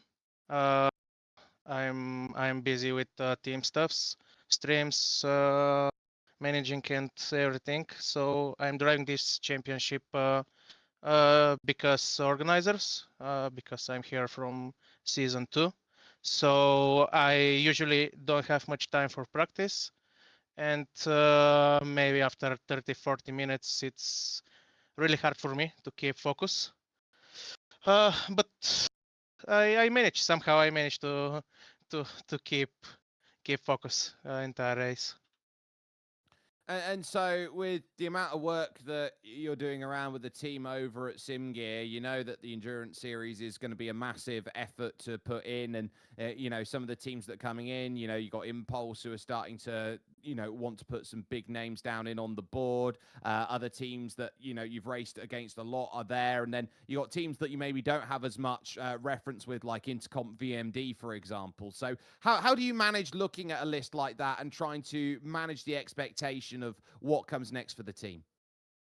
For endurance season, we are entering with 3 teams, and our first team will be, I think, very good. Vlad is coming back, so yeah, we raced with teams at this level regularly. So I think we have good chances. Johan and Velin, they're insane. They're showing great progress last half year. So I think they have a good chance in this championship too. So yeah, we are looking ahead, and I think we can do something good in this championship. We will see how it will go. Well, we hope the team has a good job, and likewise you when you get your chance to jump in to the car. Jordan Svetanov there joining us and picking up a very nice third in GT3 Pro-Am. We'll go down into GT3 Am, where your winner today in terms of the class, and by some margin, was Ivilo Dimitrov. Ivilo, talking about the day for you here, it's 8th overall for you in this one, a gain of 6. That looks more like Pro-Am pace than it did for Am pace. Yeah, I have a very good pace today, but also a very chill race. I was trying to hold my position, be first, and hope for some big mistakes in the guys behind me to do some points, but it doesn't happen. The pace has come to you late in the season, so finding that ability to just unlock what's happening for you is really good. But from what happened in the early phase of the season, do you think you just left yourself too much too late? I think in the previous races I do some mistakes that really ruin my whole championship. Like at Daytona, on cold tires, I pushed like hell, and yeah, I crashed, and then that cost me the whole championship, I think. Well, as far as next season goes for you and trying to build up then in the AM ranks, or maybe even up into Pro Am ranks, depending on how they rank you on pace, how are you looking at the way that you've gone about the end of this season, the way that you're finding that ability out there in iRacing, and how much confidence does it give you that, you are starting to gap some of the competitors that you're racing against? Yeah, I'm very happy with the whole result, with the whole championship. At least I was consistent. Yeah, I mean, I think I will try to go class over by Pro AM, but we will see what will happen. We certainly will. Ivilo Dimitrov, a very deserving winner here today in the SimGear GT Masters for the final round of the championship. The driver second would be a full 8 places back of him, and that would be Lazar Katsarski, who's here right now. Lazar, a very good run for you, but also worth noting that your teammate was unable to get the pace up today to challenge the likes of Stanimir Borisov for the crown, which ends up going back to the number 92 in his team. So I suppose for you, a great result, but for the team, it's a case of maybe wanting a little bit more. Well, yeah, we definitely wanted more, but it is what it is. It's his first season, so I think he's doing very good job so far. So we concentrate on the next season, and hopefully we get better results there. Absolutely. Nothing to shake a stick at with the way that the driving has been from this season. But in terms of how the amateur division has brought itself together, there is a very strong consistency that drivers are finding finishes. We've seen that a lot in the second half of the season. So as far as it goes, normally you can pick up a lot of places in the amateur category by just staying on the road. Now that most of the drivers are staying on the road, do you think now pace is starting to become more and more important in GT3 AM? Yeah, definitely. I mean, up to 5th or even 6th place. I think the gaps are very small, and the points show that. So it will be interesting. It certainly will do. And in terms of your own efforts out there, of course, you've certainly found a lot of consistency over the course of this season. You are building the blocks up and found yourself with an outside shot of trying to pick up the title as well. What do you think the difference maker is going to be when you look over to next season? Practice, definitely. That's all it is, I think. Well, it's going to be a long season of practice before the SimGear GT Masters comes back around. Lazar Katsarski, their second here today at Interlagos, and be very happy with that result. We'll head down over to GT4, where your champion, after 5 wins in 7 races, is Hunor Horshi, then in the Aston Martin. But Hunor, again, a day where it's not everything your own way because of the scrapping you had to do late on with Alex Stefanov. You needed that final pit stop to get the clearance. Definitely. It was a very controversial race, I would say. To anyone who's reading the Discord, will see the protest that has been submitted against me. Let's leave that to Stuart decide before any more debates will be sparked.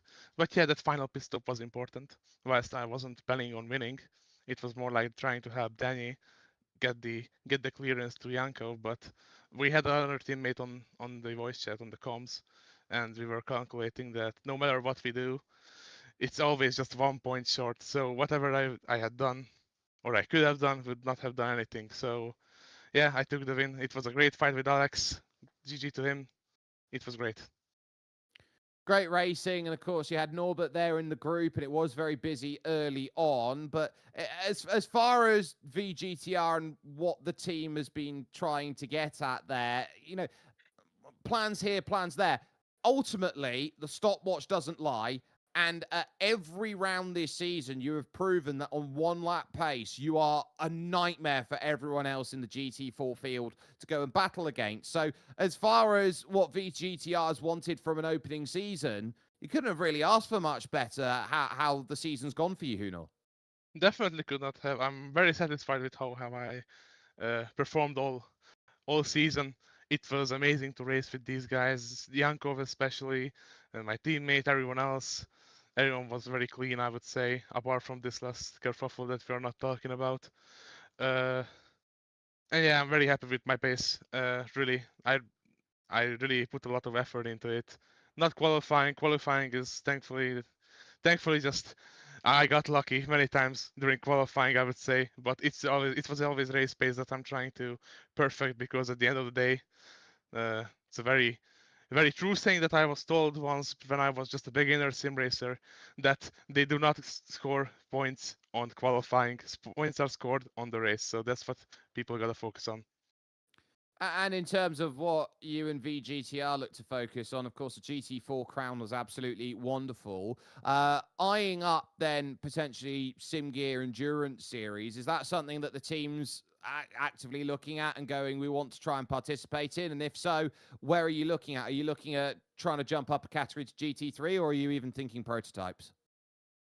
Possibly the team will be taking part. We do not know anything for certain, because there's another championship that's going to be held at the same time as the SimGear Endurance Championship. So we will try to work something out, and we will see where it goes. I personally, if I had the chance to drive something in the Endurance Championship, I would like to try myself in the prototypes.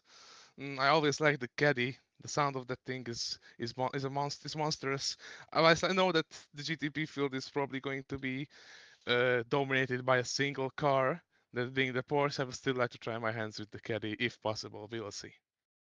Well, we'll see. Hope to see that the team is going to be jumping in for great racing action there. But VGTR have a champion in GT4, and his name is Hunor Horshi. A brilliant result. Driver who was third overall then in running was Daniel Struchka, teammate to Hunor Horshi. But Daniel, when you're backwards turn one, lap one, and you're still third by the end of the race, you have to say that that is a result spared more than anything else. Yes, exactly. The thing that I got spun was really unfortunate. I haven't looked at the replay yet, but stuff happens. You just got to accept it and go with the flow. And I think I practiced the most for this round because it mattered really much, as Hunor said already by the points. But basically, it paid off, and my pace. Depending on the car, I don't think the GT4 Mustang is the fastest around Interlagos, but my pace paid off, and yeah, I got lucky a few times as well, and I got P3 in the end. You had the spin, you ended up 12 seconds back of the pack. By the end of the race, you were only 15 seconds off of the race lead, so not really that much at all. But critically, the field just imploded in front of you, and then suddenly there's 7 or 8 cars that have got damage, and there you are, smelling of roses, suddenly back in third after the end of the first stops. Yes, exactly. After my spin in turn one, I was saying in the comms that on Discord that is my race over, that is my championship over. I'm basically staying P3 in the championship. But then something happened, and I got lucky, as I said, and got a few positions back. And then yes, that exactly as you said sparked a little flame in me to keep pushing, and that's, I think that is ultimately what helped me to get that P3 in this race. Well, you talk about races like these being confidence builders, and do you think this is a confidence builder for you heading in towards the spring and summer here in this 2026 season, and starting to look at, okay, championships wise, I can start becoming more of a challenger? Definitely. I wouldn't say I'm the fastest out there, but I think I have potential and I have improved since the first round. I think the whole championship itself was unfortunate, but as I said, you got to deal with these things and look into the future and keep pushing, keep improving, keep practicing, and that's what matters in the end. Daniel Struchka there joining us with a third place overall. Very quickly, we'll jump in and chat with Alex Stefanov then, who is second overall here today. Alex, the seas parted for you on the incident for you in ST Sim Racing because, you know, it seemed like everyone got caught up a little bit in the early stages. I think it was only you who was able to scamper away with any sort of form of authority. Even your teammate got caught up in it. Hello. First, I want to say thanks and congrats to the winner of the class honor, and thanks to from the organization. Yeah, actually, this race I built this momentum from the last race on Daytona, and I was keep fighting. Yeah, I had a lot of practice, but I didn't have the pace the pace I wanted. But yeah, I had a lot of luck in the beginning of the race. I was very lucky, and my goal was to finish above Camto and D1 in order to finish in top 5 in the standings, and I think I did it. Yeah, you certainly have managed to get the finish that you wanted. And a lot of that actually came down to a strong, stout defense between you and Hunor heading in through the second half of that race. So just talk us through how hard you had to work just to try and keep a driver like Hunor behind. From what I could tell, it looked like it was a case of tires versus no tires, still having to defend. Yeah, it was very tricky to fight with Hunor. Actually, my goal wasn't to fight with him. Actually, I tried to keep him, to drive behind him and keep my fuel. So it worked. It did everything that you needed it to. Now, we've heard from a lot of teams that have got eyes on whether they want to do the SIMGEAR Endurance Series. I know GT4 isn't an option, but is that something that you and Martin have kept an eye out on and said, look, I want to jump in, I want to give it a go in what, less than 3 weeks now, and say, look, I want to see how far I can take it? Yeah, it's possible, but maybe we can take part of some of the races, not the whole season, but we'll see. Yeah, we talked about this, so I don't know which class, but yeah, maybe the next step is GT3, definitely. Well, we'll hope to see you out there and racing in a few weeks' time. Alex Stefanov there joining us, second position overall today for ST Sim Racing in GT4. That will bring the coverage then to a close of the SimGear GT Masters press conference, and likewise for the SimGear GT Masters. There is still a lot of time to sign up if you haven't already for the SimGear Endurance Series, which will be taking its opening round of the championship in just a few weeks' time. It is going to be must watch in terms of 4 hours worth of racing. So you're definitely going to want to jump on and get the invite there. We'll be starting off over in Florida for the Sebring round with 130 laps on the calendar. We'll be heading to Road America for 4 hours, 120 laps at Spa from March into April. And then, of course, the late April, 160 over at Daytona before 100 laps, a 6-hour special on the 16th of May over at Le Mans. It's going to be something worth keeping in mind. You can join myself and as well Tom Knight for the season opener. They call him TK, you know, for all of that. But an incredible season up and down the order. A massive thanks to everyone who has brought this together, including the likes of Iskra and Pondev and Miroslav Turzev, who have been wonderful behind the scenes to help put a show like the GT Masters in together. 6 championships then were all there to be decided, and can you believe it? You're going to walk out of it with 6 different champions overall. The teams will belong to Negative Delta, the most undeniable out there overall. GT4 with a little bit of controversy over the line is Hunor Horshis, but he was undeniable in terms of pace. You'll be very happy with the way that all came about. Stanimir Borisov holding steady, doing just enough to get the points required over Naidanov and the likes of Ivilo Dimitrov and Lazar Kaczarski. Well played, Stanimir. A good drive in a very hard-fought championship. Rosti Koshev proving he's got pro pace with the way that he has run this season. He staved the early form battles of Ture Molarin, for example, who proved that he could be lightning fast. But critically, Rosti Koshev getting it done and proving that R&R is not rest and recovery. It's Rosti and Roban proving that they've got what it takes. GT3 Pro, the one with all the marbles on it for Johan Neshev, a day where he would have had his blushes spared after contact, falling down to 15th place. Fortunate in the sense that he wouldn't have Christian Novev or Chris Vrazilov, Ivilo Boychev or Łukasz Sipowa to go and steal some points away to give help to those behind. But the general standings, ultimately the one that doesn't mean anything for monetary value, but the one which is probably the truest reflection of how the season has gone. Ultimately, it's about finding consistent runs with firsts, with seconds, with thirds, and with fourths over the course of the run, even with a few mistakes. He might not be happy about the fact that he's not picked up the win in GT3 Pro, but Gabriel Ivanov will stand on top of that standing and say that the SimGear GT Masters might be the healthiest it's ever been in terms of its level of talent. There'll be more racing coming up on the horizon with us here on SimGear, but stay with us in 3 weeks' time, just under, when the SimGear Endurance Series brings its genesis.